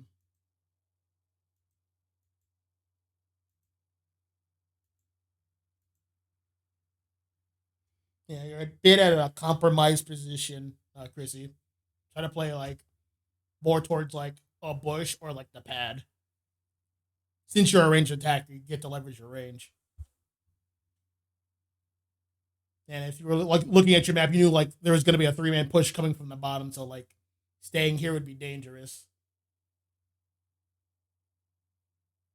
I think Chrissy's on mood, but I hope she hears me. Sung it out. Oh yeah, yeah. Hey, go ahead. Yeah, what are you saying?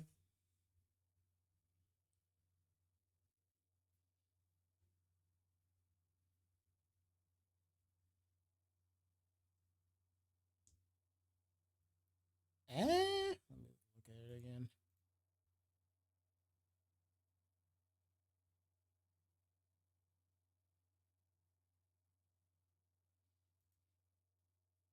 Vultures was not in a compromised position. I don't think you needed to do that.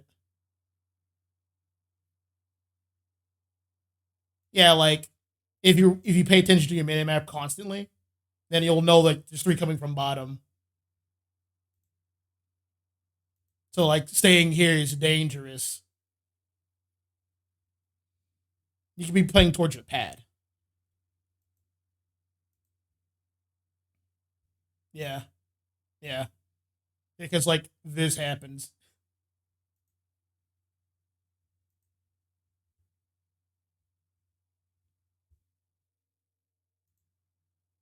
Yeah, so like Mimic feels off, like you still don't need to be here. Just because like then this happens. But Mal did make a good play, good damage on the Slowbro. And the portal came out. I will say, for Voltage, did you mean to stay on the pad? The Hoopa portal. I mean, sorry, the Hoopa portal. Because he didn't need to actually stay on it because your health is still high enough. Ah, okay. He slowed down. Okay, that makes sense. All right, that's fine. That happens.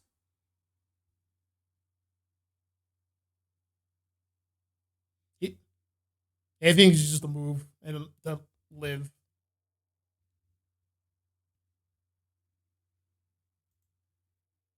Yeah. So, all right, good playing your life. It's hard to like be out there because like you don't have like the levels you need to like sustain for very long, and you're missing like a key move, which is serve.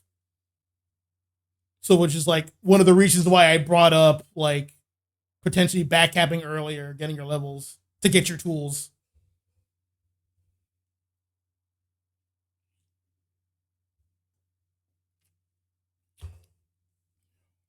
You could just send people on the bottom. You just said,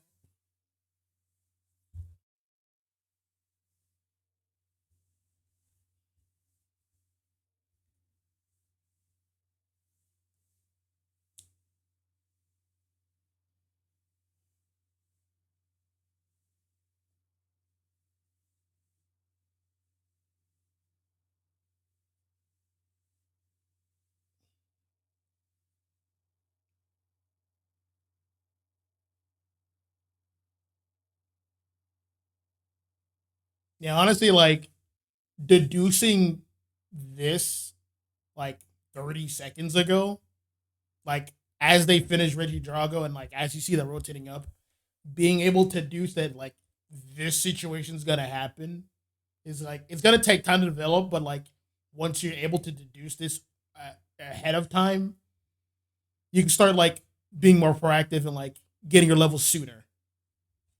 Because if that was the case by now, people will be at 7. Yeah, yeah, you'll have more tools.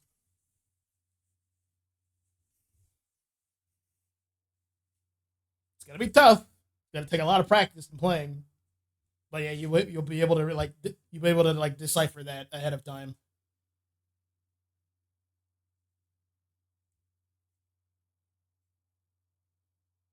Waiting for Zoro to type in the VC.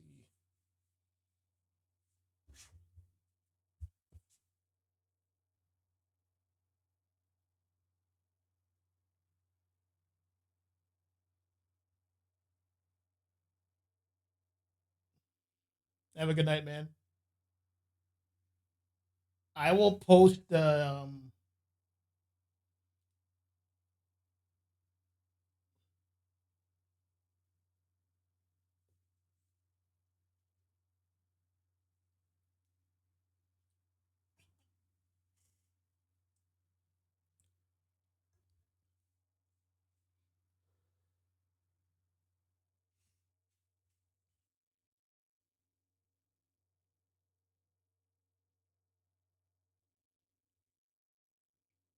yeah.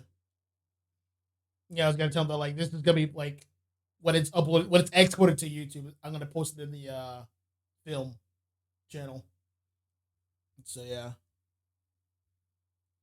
So yeah, like I was saying before, like being able to do situations like this like ahead of time is like it's gonna be a tough skill to like get a hang of for the IGL, but like it's gonna be so helpful for you once you get it.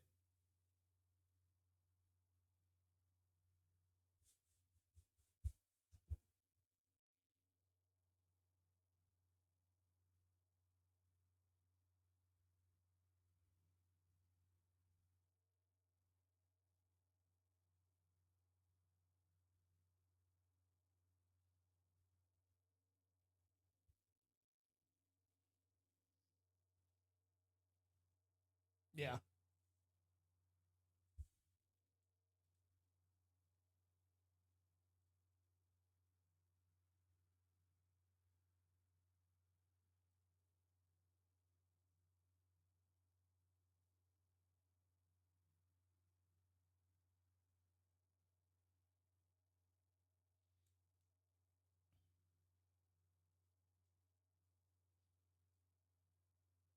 Yeah, you see what I mean?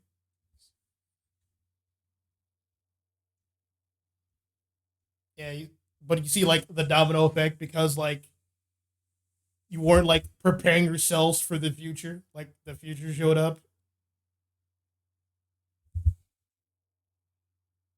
Yeah.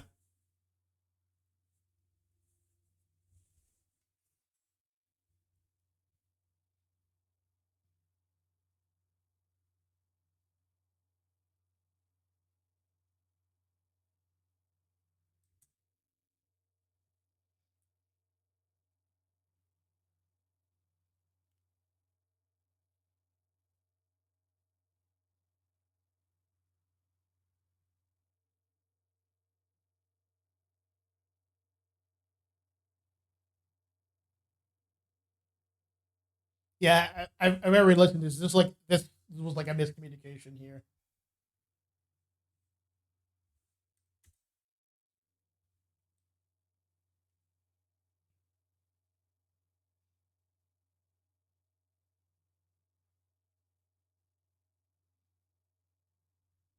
So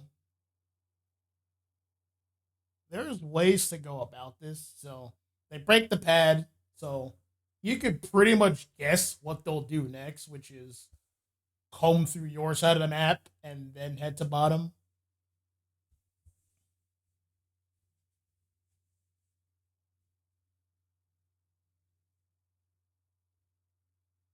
Yeah.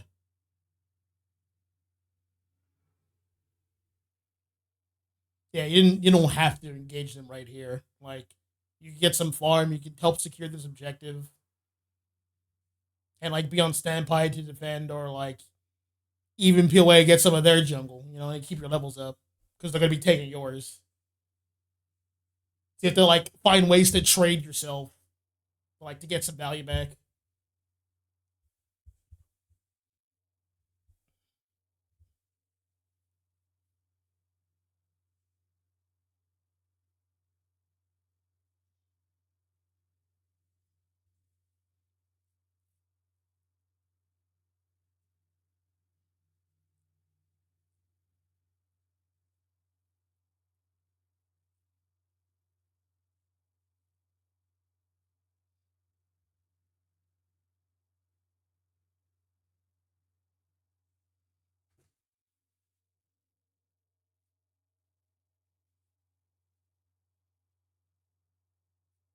Yeah, basically, yeah. If you're more frugal with like how often you're giving yourself information, then like you can like make better decisions.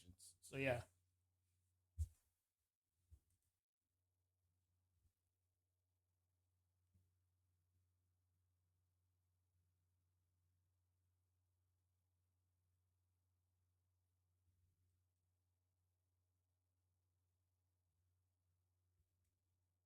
So Chrissy, were you trying to get the farm here, or are you trying to like who a portal back down to bottom?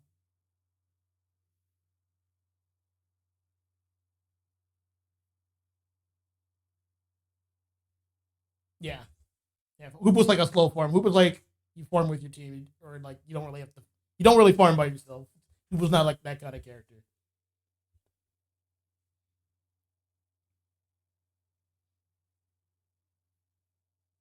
Yeah, yeah, yeah.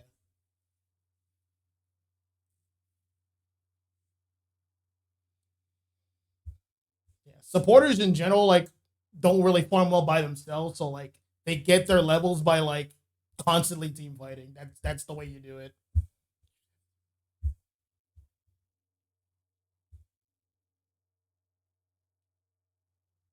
For Hooper specifically, the way XP Shear is now, it seems like not like such a great item. Hoopa like probably like a character like Hoopa can get away with it, but like I think now there's just better items for Hoopa.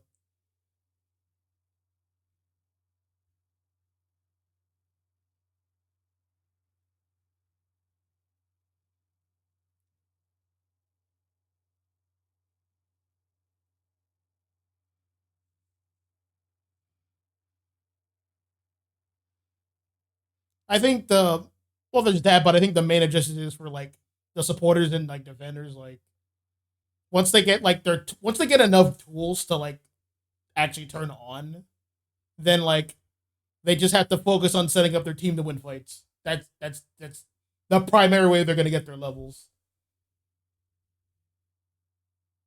Yes, that's how they're gonna get it.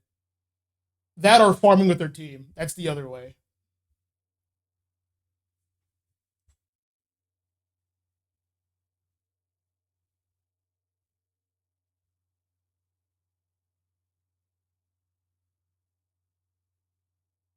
Mm-hmm.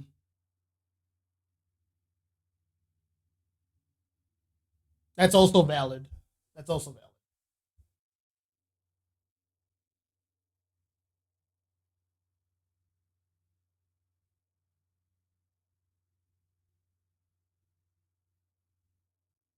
Yeah, but definitely in this situation, Hooper just needs to be down here.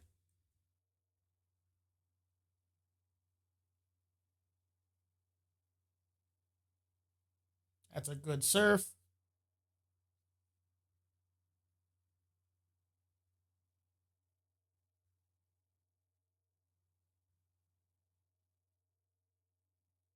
Good cleanup.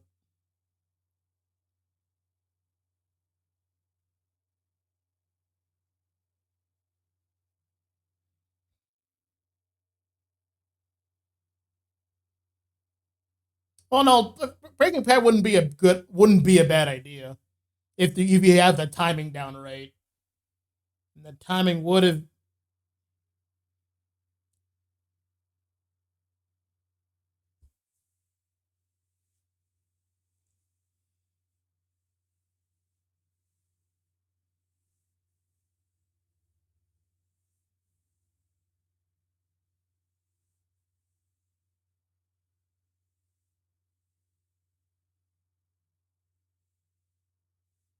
That's fair.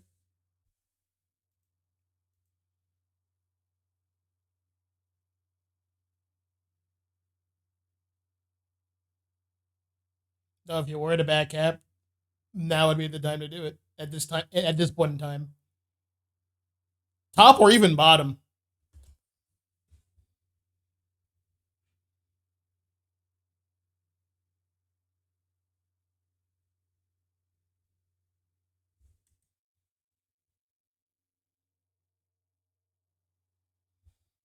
I'd even say still like even breaking bottom would still even be worth it because one, like it's easier to get that bottom objective, which is universal experience for your team, and two, it creates momentum for your team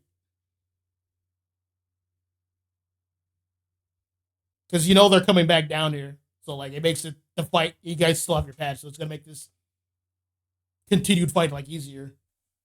So like yeah, it's important to think about like overcaps you can get, but it's also important to like leverage like the advantage you would bring your team if like you do decide to like break the pad.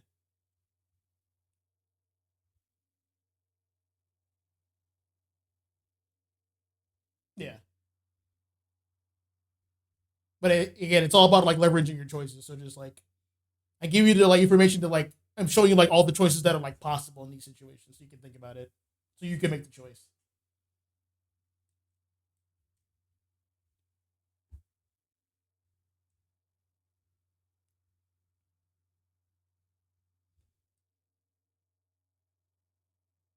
Right. So having the Gyarados be up top farming is a good idea. He is a bit behind. So I do roughly agree with that.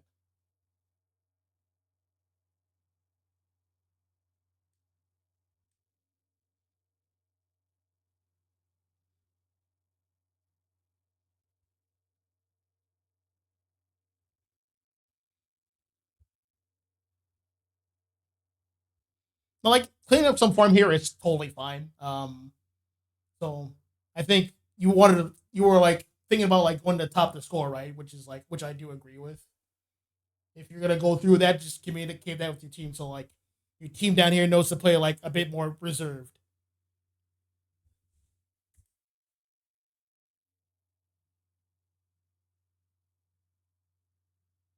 Probably don't even need to bother with that farm right there yet. Like just get like the points in.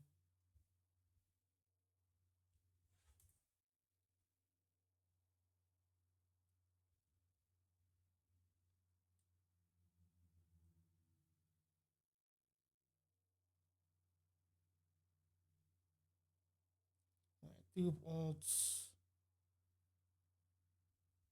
These work out.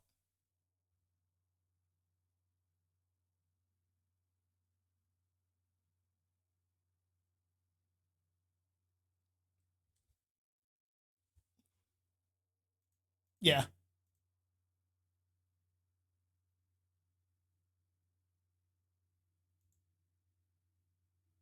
So yeah, Leafeon's low. Right, she's like going back. Hoob has ult. So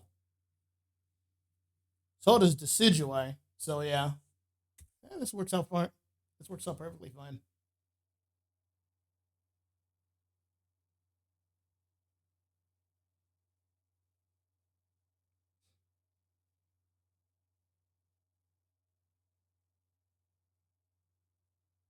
Good to peel back. You don't need to chase that Raichu.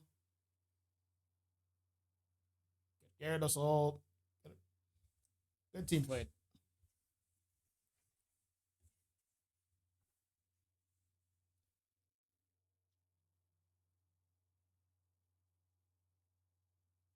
Yeah, it's fine. Just using your ult to like clean up. That's totally fine. You'll get your ult back.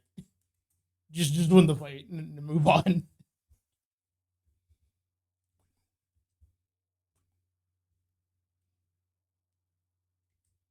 So yeah, like coming through like their jungle, like taking some of their form away. So like that's how like you play your advantage. So totally good.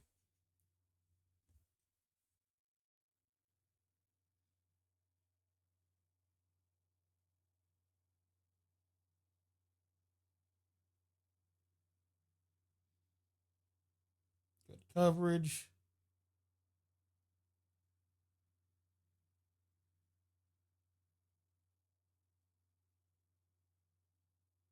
Good cleanup on Clef.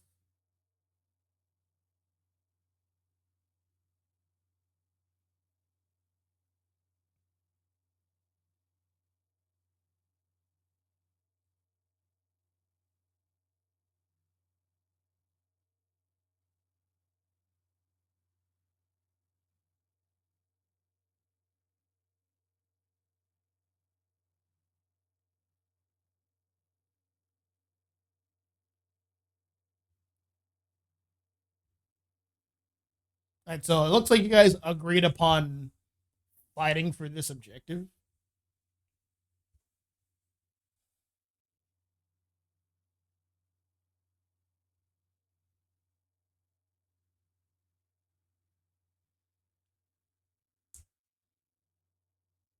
Yeah. Yep.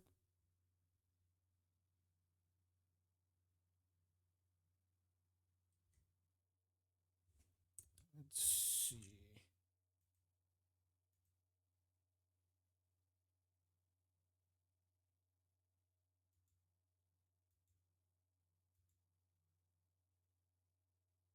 I will say, for did you call out through that you're gonna go in and Blastoise ult?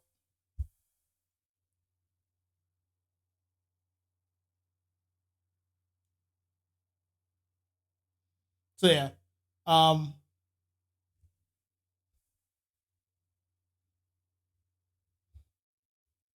yeah. Because yeah, I figured because like no one followed up with it like right away. There was a gap where like the effectiveness of this ult like diminishes a bit.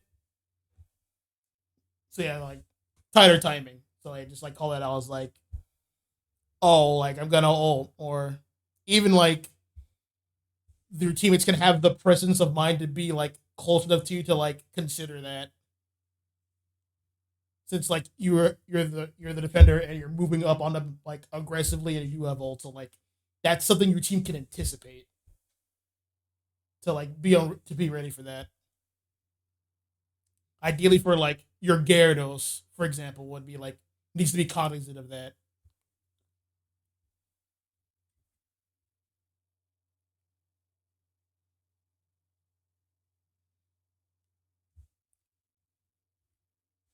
Like your team does follow up with it, so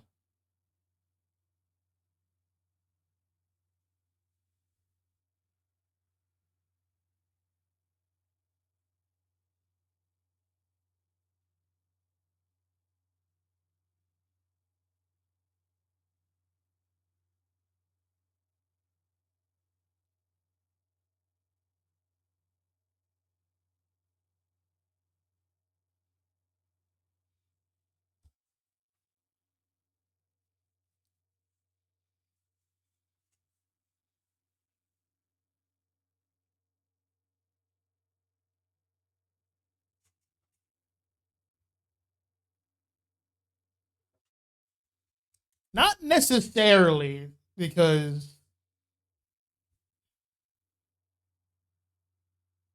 no, you don't. Because who kills you? If you look at the, I'll show you why. I'll show you why. Maybe who comes in, it gets surf. Yeah, like he's dead. He's dead. He's dead, and like yeah, like you timed it correctly, and like their damage dealers are down here. Yeah, so that was totally fun to go for.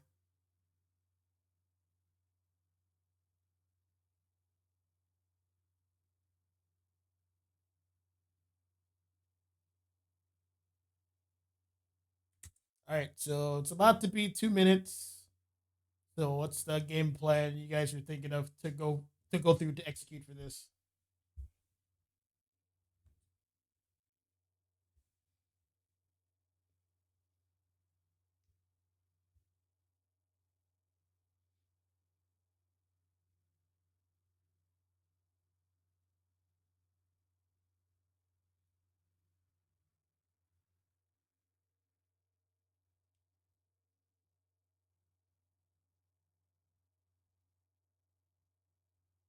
Okay. So, question: they will potentially have slow roll. So, how do you guys plan on counteracting that? How do you guys plan on dealing with that?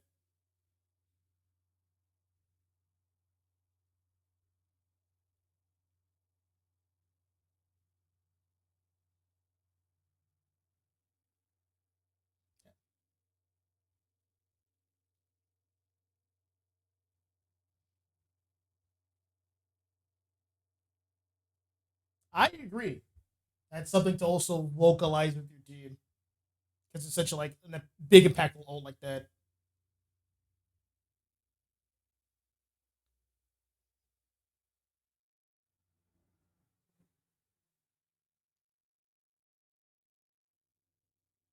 You want to have a chance to ult, and then it's just one person just gone.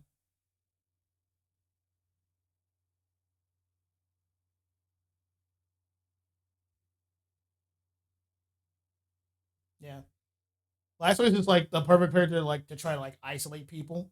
Like they have tools to kind of deal with surfing Blastoise dealing with that, but if they spend their tools dealing with Blastoise, what does that mean for the team? What logically follows?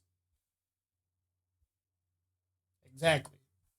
They don't have if they spend tools on Blastoise, then they don't have tools for the Mega Gyarados that's gonna chomp on them.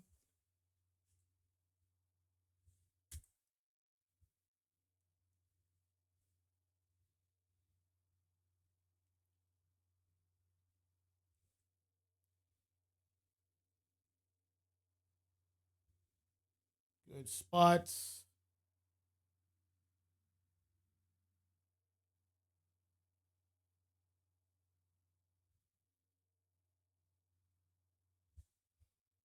I will say. Dude, did you have eject up?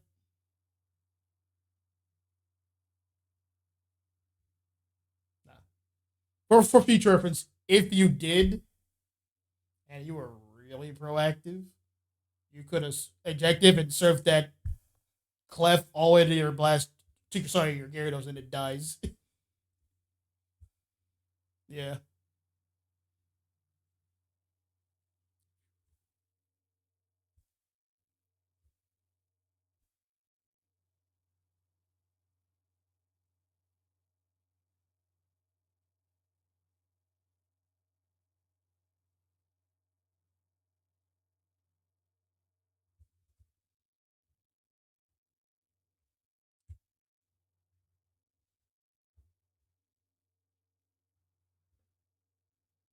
So yeah.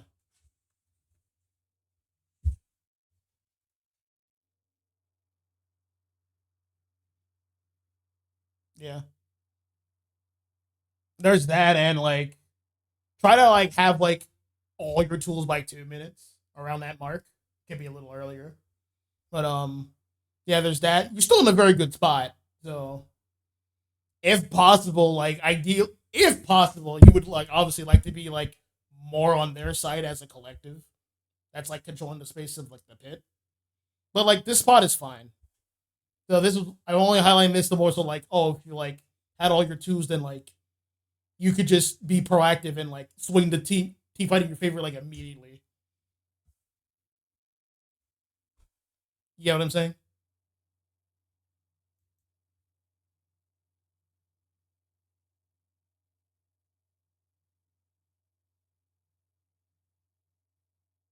Yeah, you should. Yeah.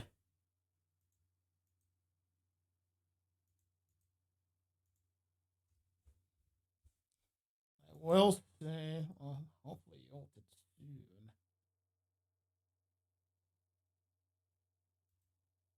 Might choose at the bottom. You see that, so you're gonna go for them. Probably could have ulted it right at this very moment.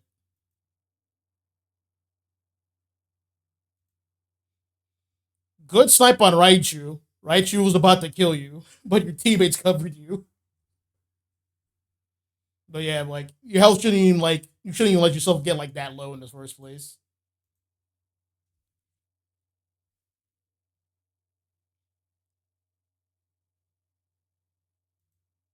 Yeah. Yeah. Luckily your teammates covered you. So like it's gonna be like that sometimes. You're not perfect. So like that's why you have your teammates.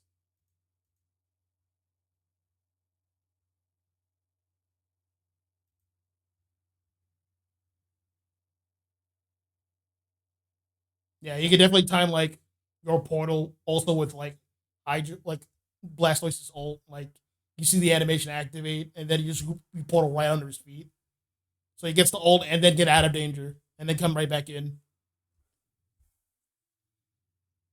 Hoop was like incredible like that.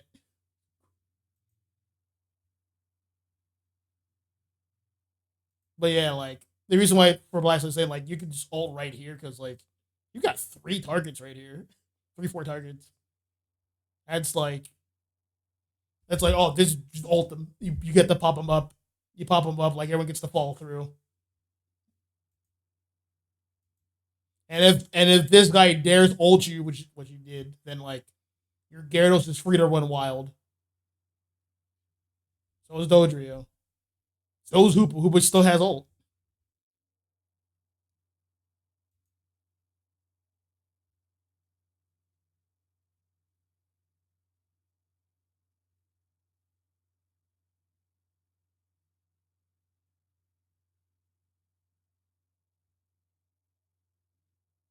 Yeah. To avoid dying here, you didn't necessarily need to keep pushing her. Your health's a little low, so you have to like try to play your life because like it's hard to like hit him in a way where your team can follow up because like they're just moving away from you. So at this point, just play your life more and you'll be fine. You can actually afford to like base back and then like use the Hooper portal like ult to get back right back in. But still like fine. You guys still have like overwhelming advantage, so like this is still fine.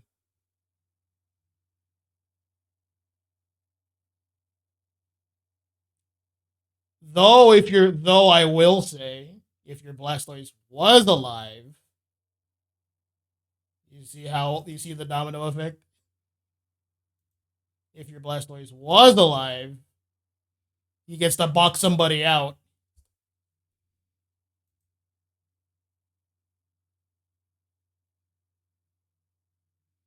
He gets to secure. It is what it is. It's totally fine. You guys still have the numbers advantage, so just like play for picks. Like pick someone and dive bomb them.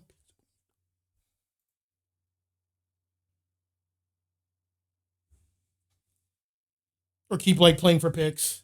Yeah.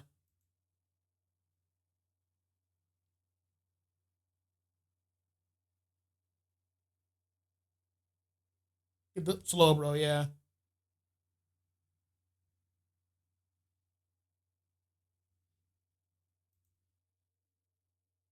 Yeah.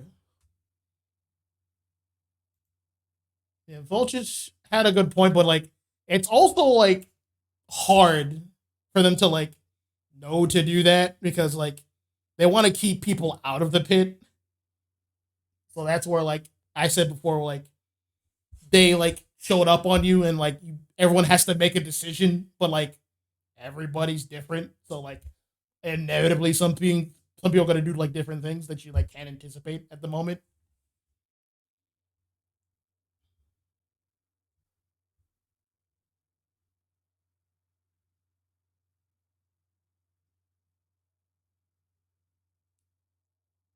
Yeah.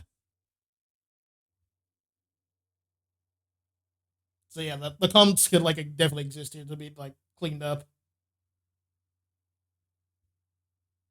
But like he's also right, like getting secure is like pretty valuable here.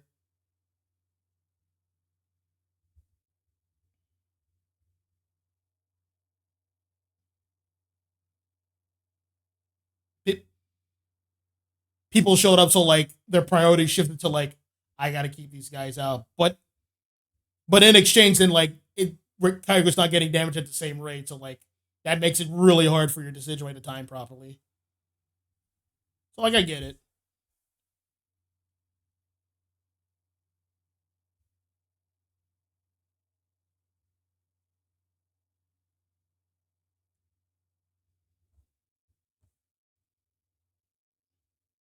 Okay, so yeah, that's valid. So yeah, that's one thing. I think another important thing is like once something like a mishap like this happens, like to stay calm and like assess the situation and like yeah, I think I think in this situation like trying to get a kill where you can that's realistic was important. And like you guys needed like all three of you to be on the same page. So like Desi can't really move anywhere. So it's up to really like the Dodrio to make the decision.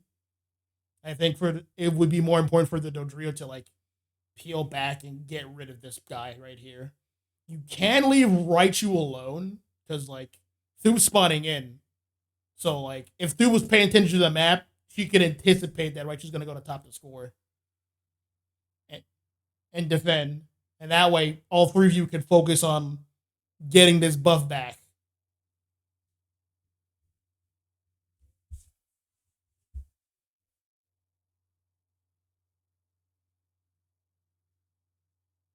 What do you mean?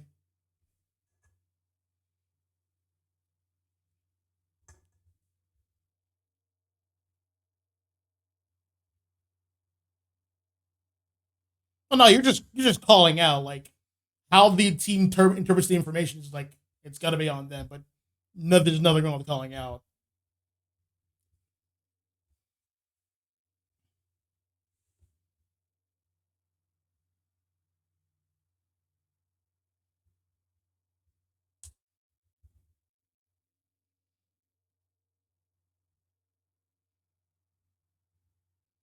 There's it's nuanced. It's up to like your decision making by like reading the game state. So there's a bit of nuance to that. So that decision is going to be ultimately left up to you. So I wouldn't say there's nothing wrong with what you did. The important thing is like you're just like preventing this score that's going to happen up here for you. That's the important thing.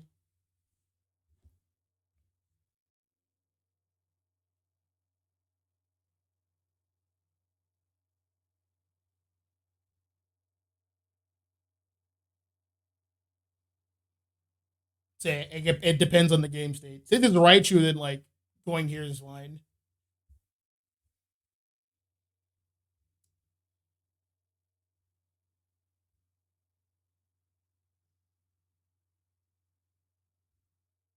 So yeah. So it's in this situation like they got the buffs, so like they're gonna be like recovering faster. So it's gonna take some time to like DPS right through like their healing and then kill them whatever their health is. So like so to target focus to get a KO.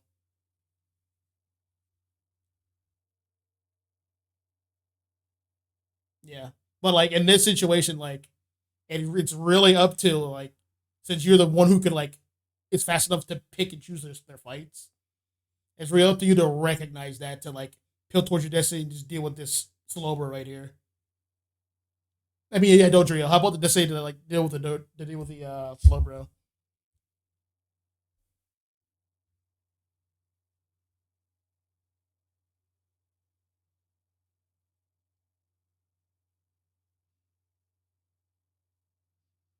Yeah. Yeah, I know it's like hard at the moment because like right you were in the middle of fighting Raichu and then he just only has a buff and like in your mindset you're like, oh, I have to take down this Raichu. So like it's hard to like remove yourself from that, read the game state, and recognize I gotta come down here and peel for my like Decidueye. You have to read all that in like a second. So don't get me wrong, that's like that's hard to do. Which is why like I always say like keep track of the map constantly, like to update yourself with information. It's gonna help with that decision making. It's gonna help you.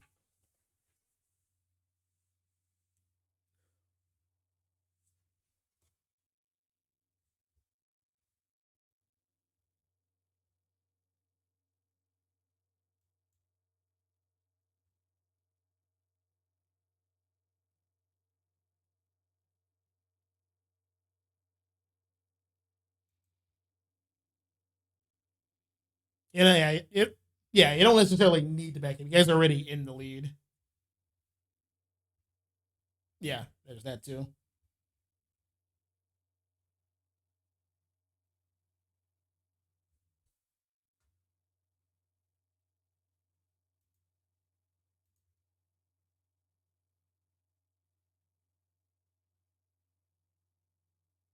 This is unfortunate. I don't think I didn't. I don't. Yeah, I don't think you needed to like go in just yet because he used buttons, so he couldn't kill you yet.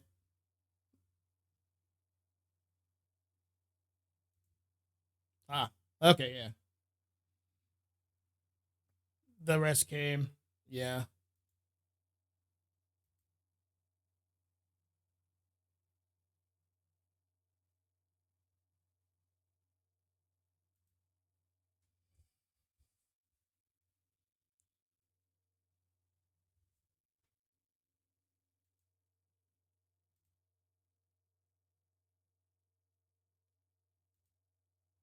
Yeah, that's something that's valid. That's if you like read the game state, yeah, if you like take in all the information, like you can make those decisions because they only have so much points to score with.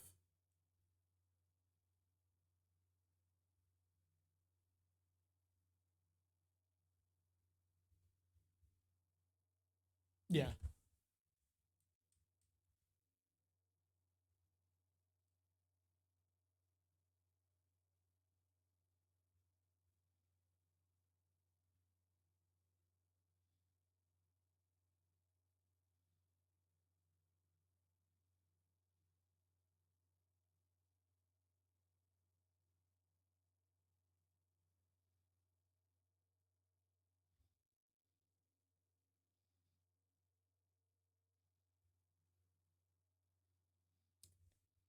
It is tough to like pick because they they have like the number to manage. It's tough.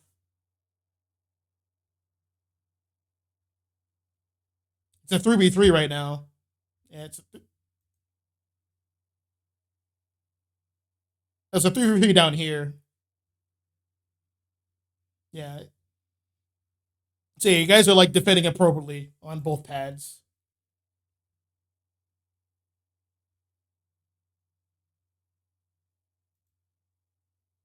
So one thing that could have happened was someone should have been able to from bottom pad should have been able to see that Leafeon's moving up. And now it's a 3v2 down here. So someone needs to peel.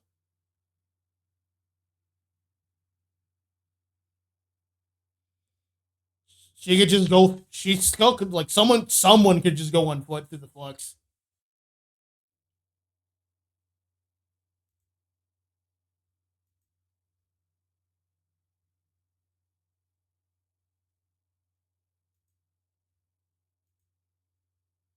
Desi's coming in, yeah.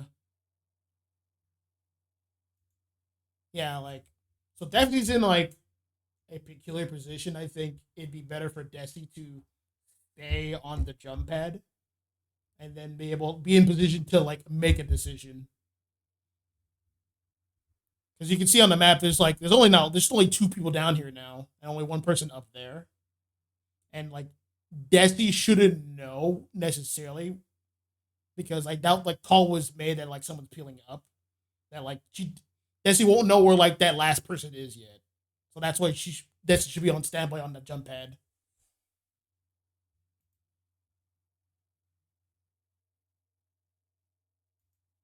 So yeah, okay, so there's Leafeon coming through. Desi does see her. Desi does peel. I don't think you needed to do this here.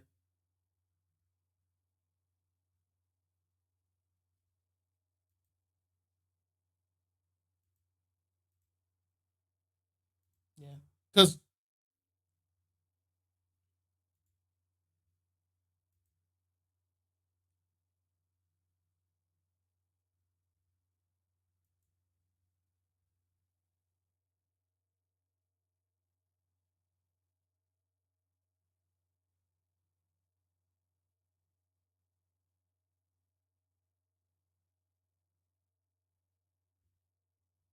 yeah.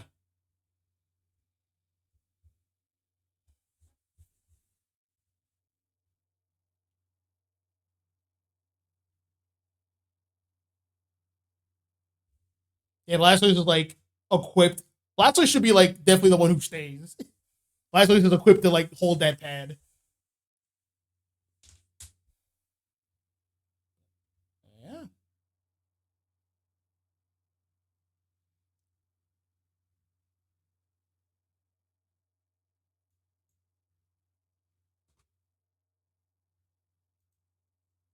During the draft screen, calling out a more detailed game plan of how we take team fights, so we play to our strengths and against the enemy team's weaknesses.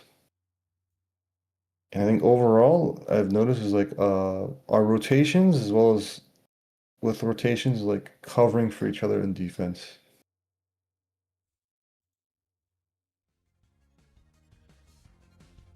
And all the That's small good. things we can work on in our own. Okay, no, I appreciate it, Jix. No problem. He's really helpful. What are you guys trying to do now? Done play like 1 or 2 games and then go to sleep. If you guys are interested, we could do another 5 and I could fill in. We could, but I can only play like 1 or 2 games when I gotta go. That's fine. How are you feeling? If everyone's down for it, I'm down to do one with you guys and just fill in a gap. Just so you guys have like a chance to like build upon like what we're learning here. To like really like reinforce it. Up to everybody. Yeah. We'll write this down. I think people. Dude, you're muted by the way. So if you are talking, just a heads up. Voltage, you done to play a little bit more?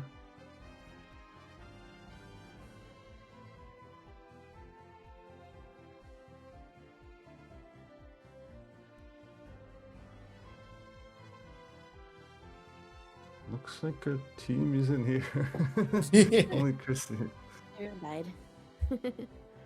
Dude, Voltage? We can call it here. It's more than okay. Sorry, I have family in my room really quick, but I'm here. Okay, so Doob's there, Voltage. We can call it if you don't want to play.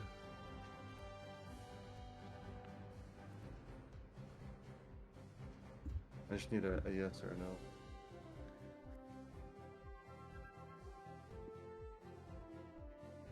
Was she?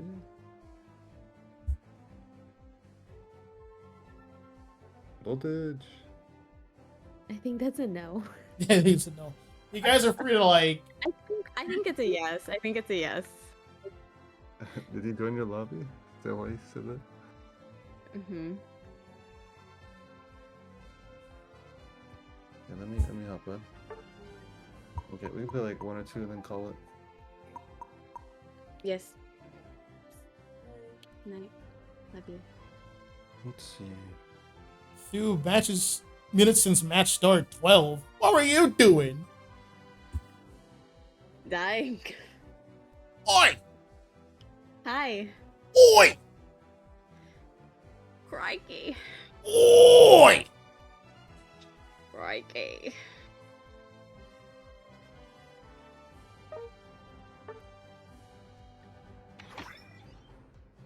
I think for our match tomorrow, we'll lean on the mons that I think Hoopa's a work in progress, so I think we'll play on the mons that we're more comfortable with. But I'm more than down to try out Hoopa when we're more familiar with it. Perfect.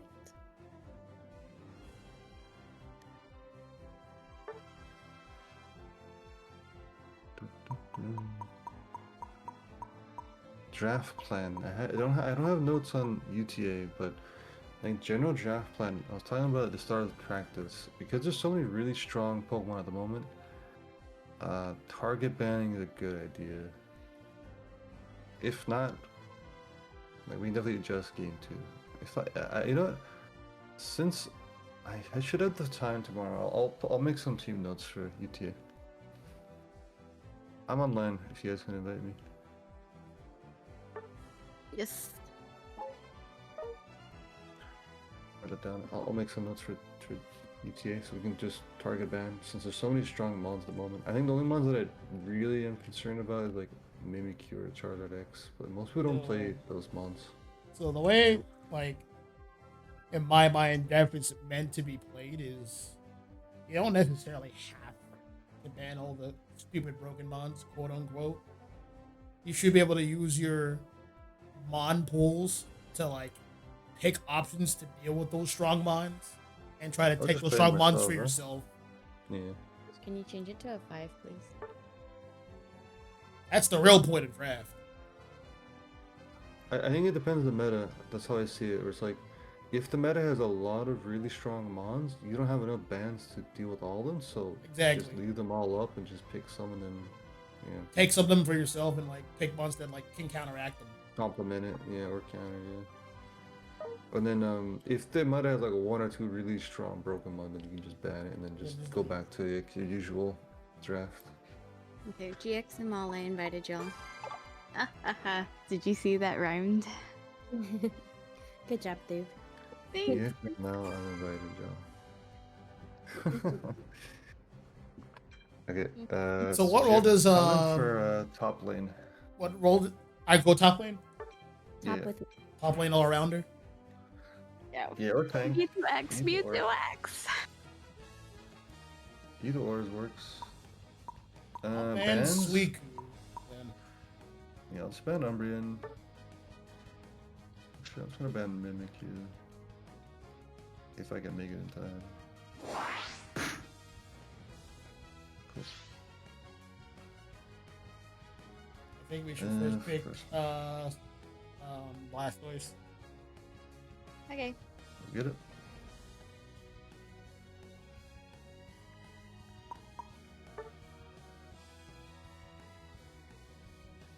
Charizard X. Makes me want to play like a Blaziken here. Double Charizard. Okay, I'm definitely playing Blaziken. Oh my god.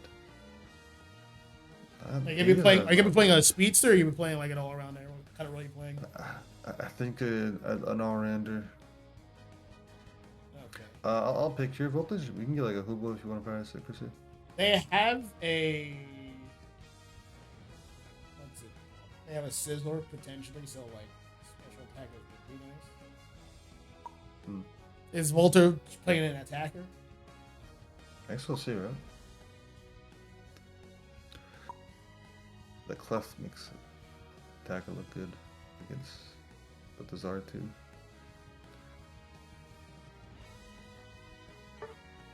Espeon angle voltage, maybe?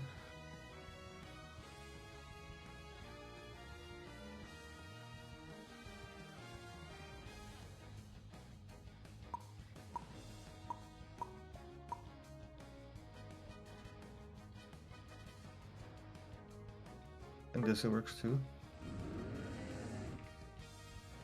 I like Desi in case they go Binu.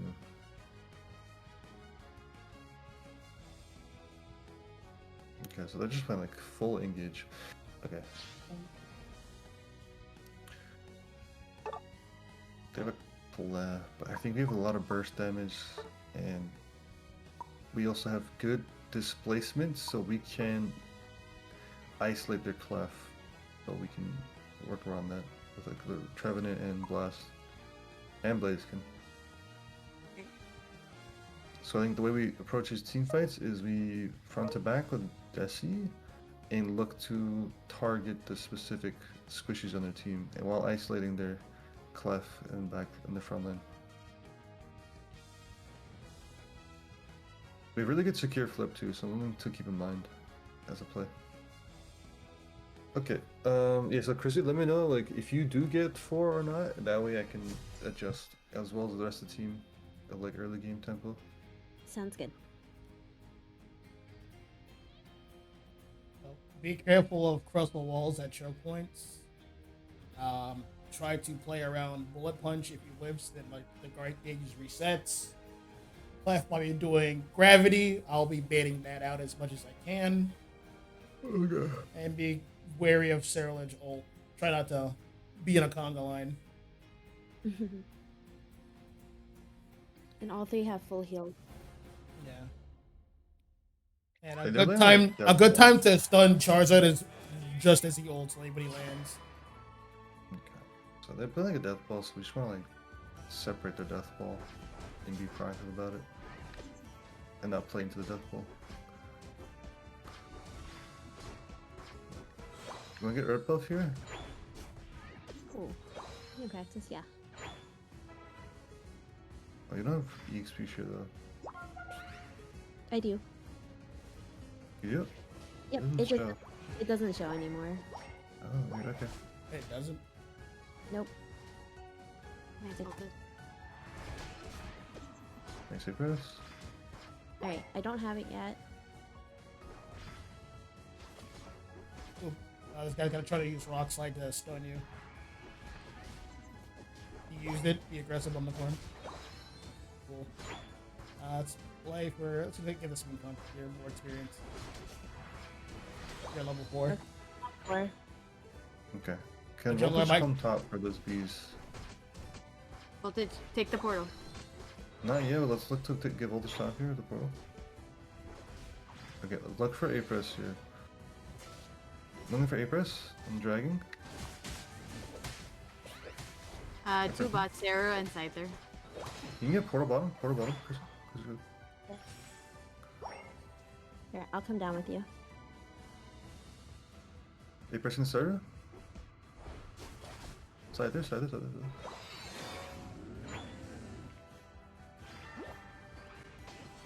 Nice. Good portal though. Oh. Huge. It's about to be Reggie Drago. What's the plan? I'm just gonna farm for 7, so I'm gonna make it 10.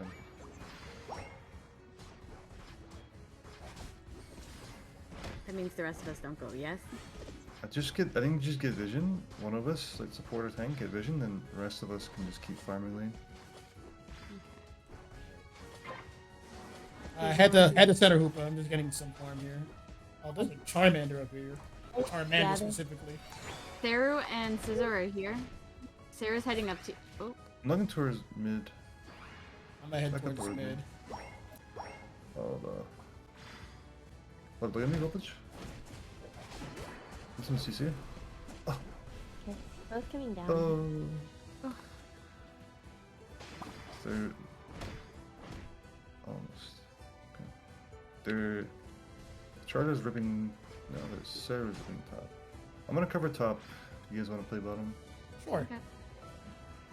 I'm pushing. I'm the gonna try to button. get to 7 with this jungle right here real quick.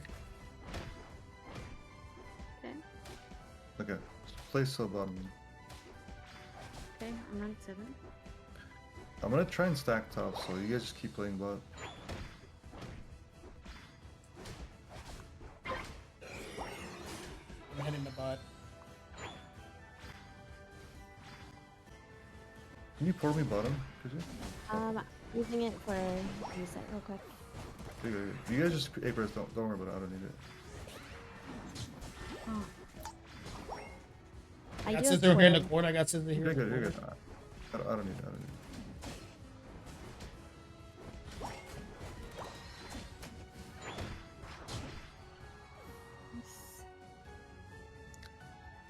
I think you guys could play for the, Should we play for a break?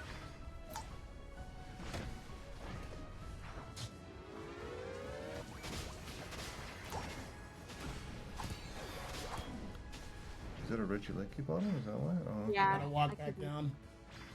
I'm gonna look towards bottom here for a flank. Can we look at Thoop? Thoop, Thoop, I'm with you, I'm with you, Thoop. Yeah. Sorry, rotate. Push up, push up, push up with voltage, push with voltage.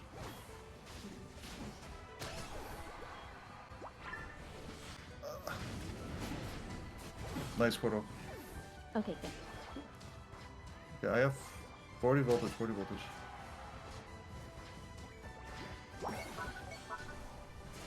I'm heading to I'm top. gonna go- Okay, okay. In that case, I'll stay bottom. You head towards. No. Let them head in bottom.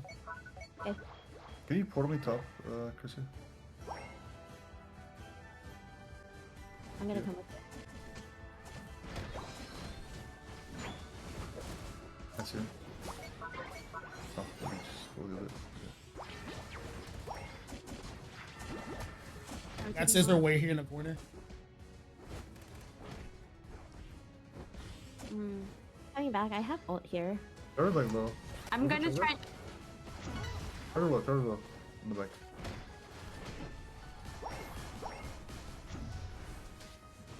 Okay, I'm looking. Left, left, left.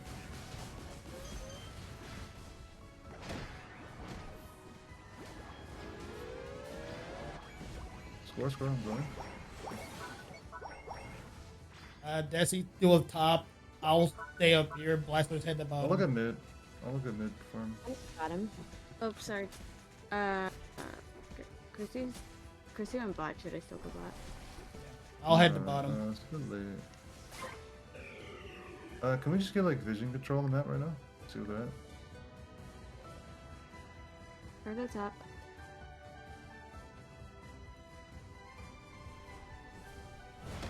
Okay, I'm looking at you guys. I'm looking at GX.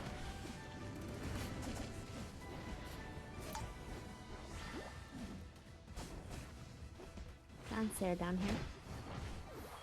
Okay. I'm peeling back. Okay. Okay, I'll watch that. Well, take jungle, I'll cover them. Nothing. Oh, Yes, peel back the pad, we can cover you. Charizard ult. Cross the ulted. Look towards teamfight, voltage.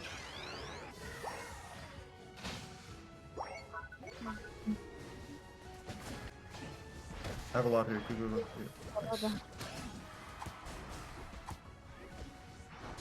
Pushing Puff away. Nice. Good snipe. Chrissy, can you give me a reason? What do you Ripping need to? CS in zone, I'm willing to rip with voltage. Yeah, they're not coming. Do we have ults to play to push us with Desiel or no?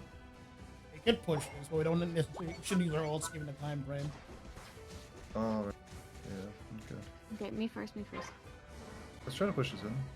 Just no ult stuff.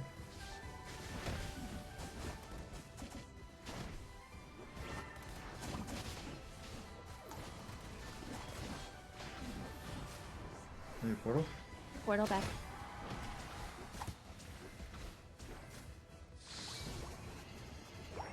$50, $50. Oh, yeah, that's good. Okay.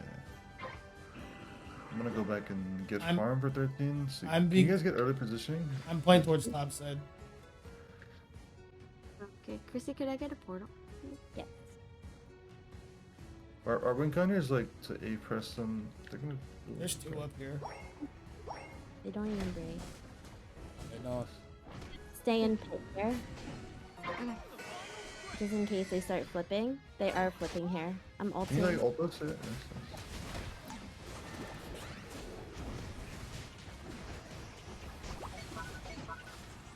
Going towards pit. Oh, There's one. There's one down there. It's okay. I'm keeping vision Sorry, on like him. bottom side. Keep pressing. Stardust coming in. Salad is down here. And he's being boxed. Stardust ult there. There's our ulted. I'm gonna put a portal here just in case. He's running away though. Alright. Let me reset our... Look at me in mid. There's a Jordan there. Nice. Actually help me. Coming. Alright, let's see. Chrissy, watch your health. I need some help top here. They're looking at you. Bang towards the... Oh, you're here. Look at me. Look at Charizard. There.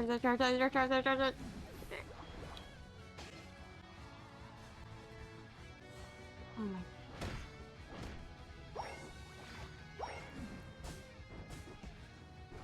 We're gonna try to keep backcapping on this. So, can one of you guys go back to defend and I want to go backcap? I can back cap. I'm fast. Yeah, we let him score that 20. Okay. There's down I'm there. going bot. Yeah.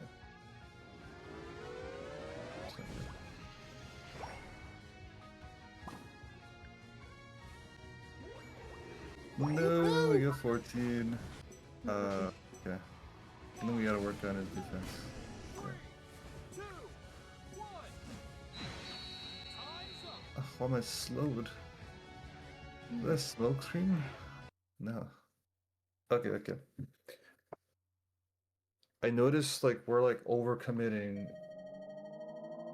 on like KOs when sometimes we gotta like prioritize more or just spreading out as a team. Thankfully they didn't score enough points, but sometimes all we need is just one person to pressure their team, and then the rest of us, one of us should constantly cover for Voltage. I noticed Voltage was by himself there for like a good 25 seconds.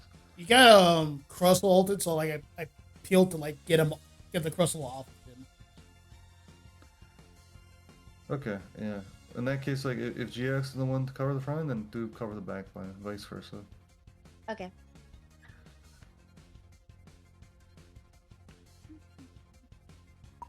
And then like something to recognize, right? The game state is like their only other win con is a back cap on us, or they don't have enough time to flip on us, so we gotta be more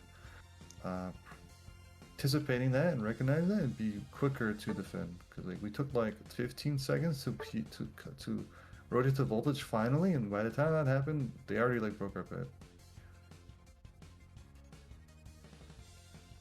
Yeah.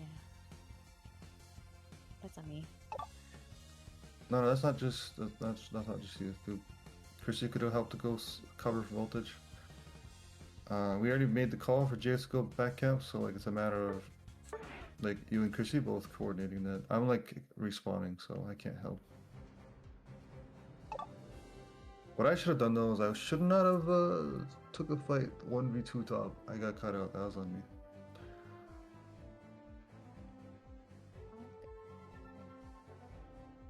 Yeah, I saw that you guys were fighting them bottom. I'm not sure who you guys were fighting, but you guys I were was going I was just Richard. on the Cereledge because like Was it just he- Cereledge? it was just him. He was low, but he had points to score, so like I just stayed to keep vision to make sure he didn't score for free.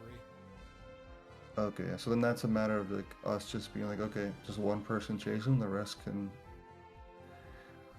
space out more. Like I needed more than just I needed like one other person top side to help me cover. I think everyone else was fighting a Charizard in the center, right? Who ulted? Oh no, Charizard was on me. Charizard and Clef was on me.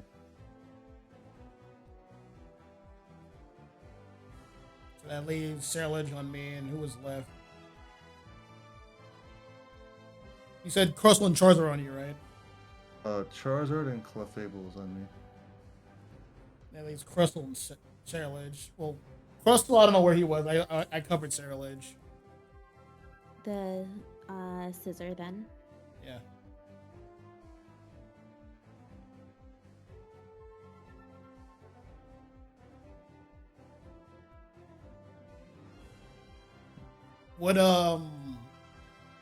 Would would Zora typically go an all arounder in that situation? For that? I know I picked a defender that game, but what would Zora typically play in that situation?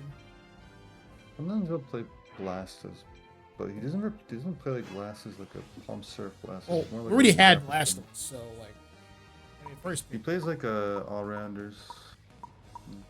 that's his role, right? So if he's picking all rounders, are you also picking all rounders? If I play all rounder and he plays all rounder, then we need like some poke. Yeah, the reason why I bring it up is because like I picked Trevenant to give the team like more options to work with.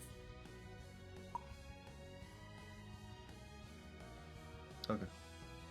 Yeah.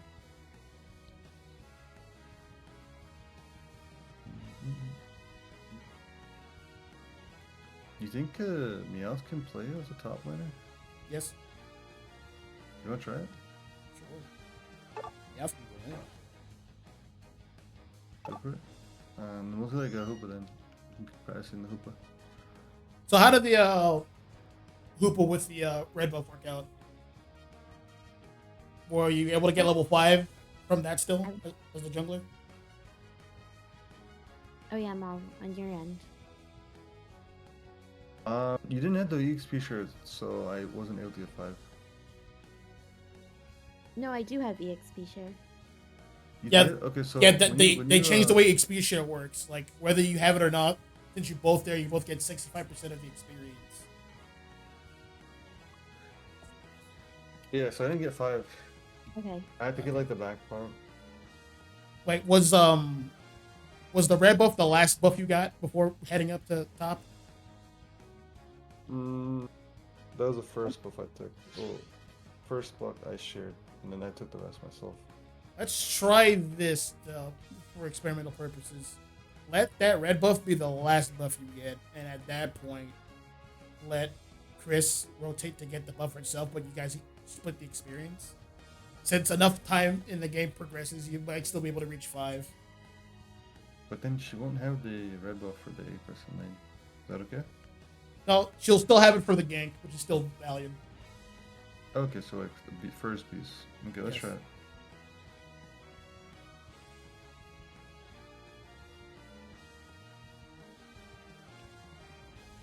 They have a Charizard. I saw 2 mages. They have a double poke. So we gotta play more aggressive here to push their back line. Oh wait, you went Dodrio. I went Meowth because I thought you were gonna go an all-arounder. Okay. Yeah, I see the more balance if I can't. I was thinking Dojo because they had double mage. I think what could have happened was Voltage played Speedster and I can go all rounder. That's more I still balanced. think voltage on like attackers can like completely fine. Like having an attacker on a feed is totally okay. Well, this said I think charge beam's still fine. I'll leave that decision up to you. try it, Voltage. Go eat Drift and we can ignore Wiggly sleeps. Charge beam still does that, I think. I know, but like he won't be on their back line where the Wiggly will be on me. Yeah, so you said leave it for last. Okay, so.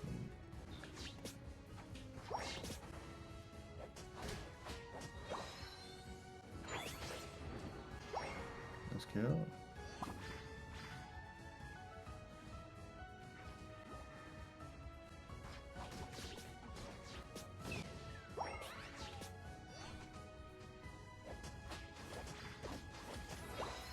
Is he here? It's about to do his last piece of form. Get ready. We're going down? Yeah.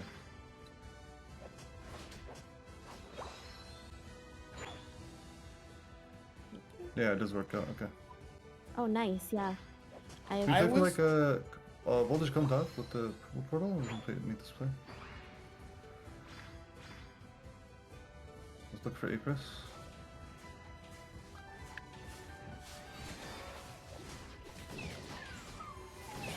I slow Looking for smoke. Apris on the yeah. 3 bot. 3 bot still.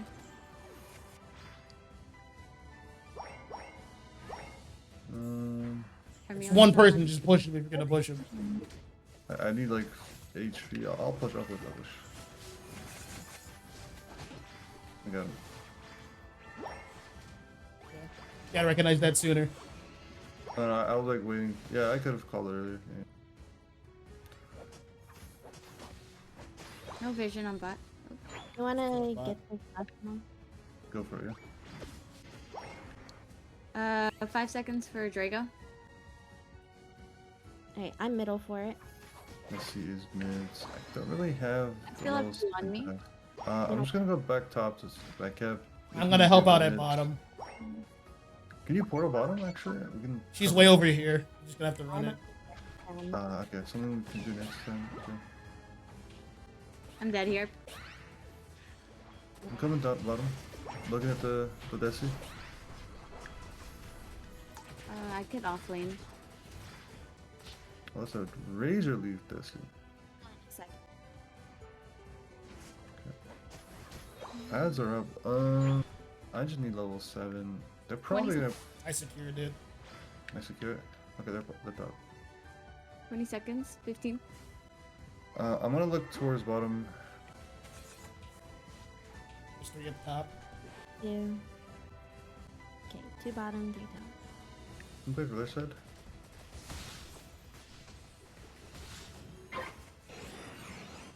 Oh yeah, okay. That's sure. My goodness. Second fire. Body block for you. I'm. Can you portal me top? Desi's ripping top. Gotta go for a backhand. I'm And looking a for pad to 8% stand with, on. I'm looking for 8% Desi or Glace. He doesn't have all. You can pressure him.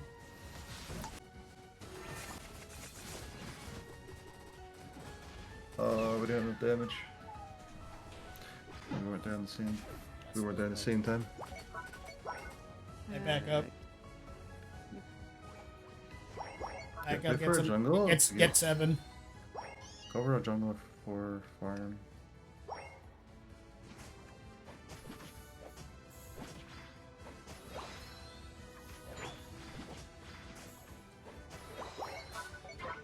Incoming voltage. Okay, I'm gonna go bot. I have portals here, depending on where they're gonna be. Go Charizard. Nice counter. Look for KO on the Glace.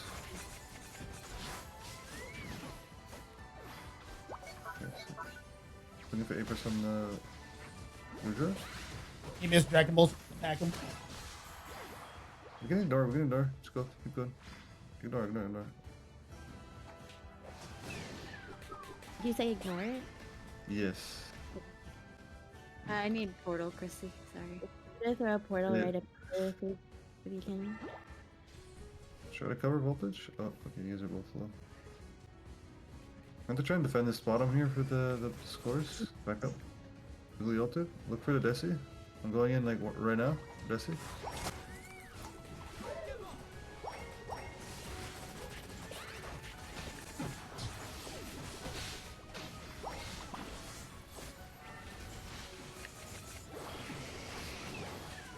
Oh, it's so close. Did you just get ult? Oh, dude. I did. Okay. I think the way we have to push these fights, we have to burst them down quick. They have way too much A-press. We cannot. They have a lot of afford to- farm. Let's farm up, but I'm just saying, generally speaking, these team fights, we have to take fast team fights. So that means popping Blastoise ult after like Surf and Pump. And, like our whole team has to be ready to target the same bombs while we do that. Play for top, I have ult. Okay. Sure, yeah, let's play aggressive here. So, There's like 3 of them up here. look for the Desi and Blaze. I found Desi ulting him. Charizard low. Looking at the Glace down.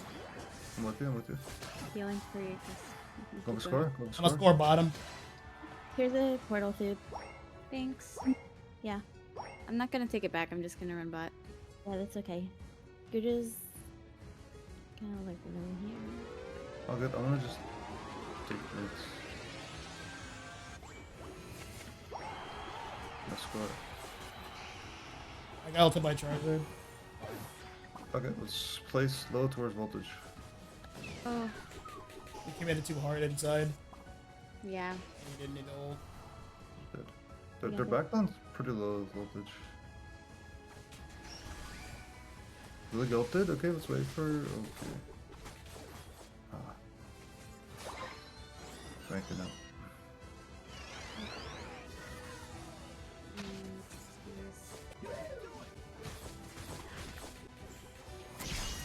We're gonna have to like.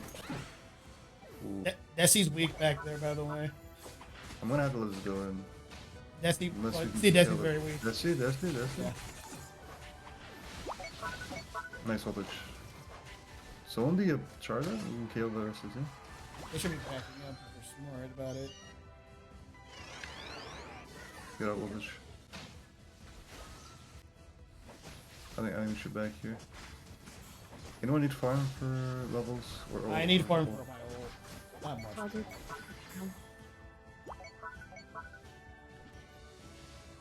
Okay, I left red, blue both up. I'll just take my jungle for ult. Okay, I'll have my ult for this one. We'll go mid Chris to get vision early. They have really good A-press. They don't have good secure, but we don't have the best secure either, so we want to take a fast team fight to pressure their backline. I'm gonna go look for a back cap to pressure them. Get ready to ult us in. Okay. I have my ult too, so I'll Message just here? Bring them in. Push them, okay. look at me. I'm getting cut out. Just gonna stall the fight. Should pop ults. Ooh, okay. Look at this Charizard. Have to peel back in here. Okay, ignore them, just go score. I'm dead. I'm dead. I'm gonna go score. I'm gonna go score. It's only Wiggly and Gujarat. Just live, and then we're gonna regroup to KO their backline again. Wiggly's low. Okay, I'm pushing them in. Nice. We'll go Okay, back their up. backline's up. Backing up. I need you guys to take some damage. Thank you. I need some portal. What's up?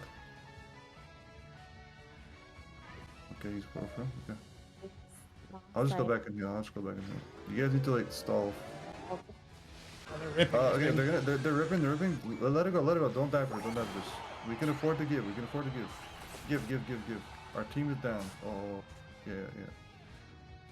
Let's look for their squishies, okay? On the bot side here's GX. Oh, they're all top. We have to give top. Look for our bot. Look for a mid or bot. 150. Okay. I'm dead here though. For a mid. 3 top. Going mid. I'll stop bottom. Just Wiggly.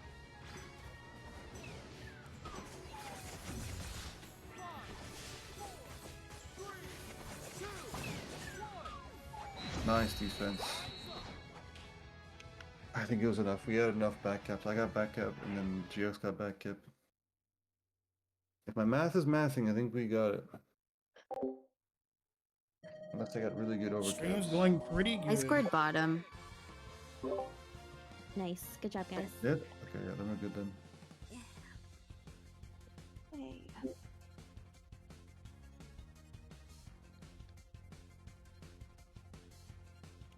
What happened, Voltage?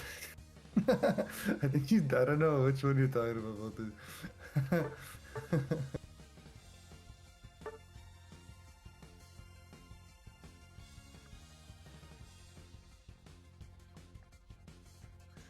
Okay, GG's, yeah. Found it. Wow. Cool. Yay. I like Rio. I just picked him up, so I want to try him out more. Ton of What's the fun. moveset? Is it the coin one? And what's I the other one? do payday and like what was it? That dashing move that's not assurance. What was it called? Paint. Oh, like auto target? I know what you're talking about. Yeah, I do that one. I personally do that one, but I don't think that's the popular move set.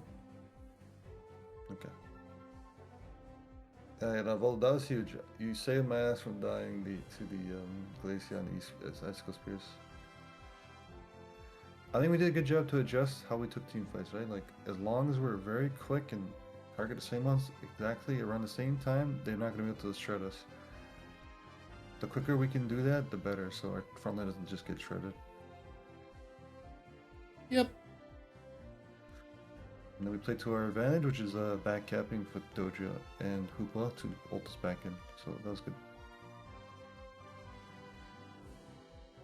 Yeah. Alright. Well, we have an AUL match. I think you're casting it, right? Yeah. It's casted. Sick. Yeah, during that team fight, like, I saw you went for the back cap, so, like, I knew since they would see that, they would try to rip, and, like, I target the rippers. Yeah, good call. Okay, so then, yeah, tomorrow we'll try to look to warm up around 8 p.m. or so. And then I'll look to make some team notes so we can refer to them, so we can target ban, because I think it's more effective with this meta. Cool. How you guys feeling overall about, like, what we discussed today? I feel like it was really cool. No, I appreciate it. Yeah, I think something for me that I need to work on is being more proactive with my calls. Like, I'll see it in my head, but what I need to work on is letting you guys know in advance instead of keeping it to myself and then calling it like 2 seconds when, you know, like, I'm not giving you as much time to process, like you said, and understand the play. Or if I give you guys more time to understand the play that I'm trying to envision, we can be much more quicker to rotate and do what we need to do on each individual one.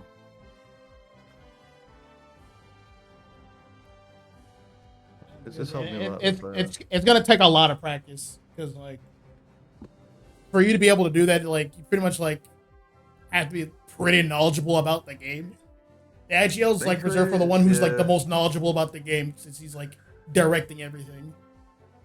Yeah, thankfully I've coached before and I've been on many teams where I was a captain, so I have the skills and the knowledge, so it's a matter of just practicing that communication skills.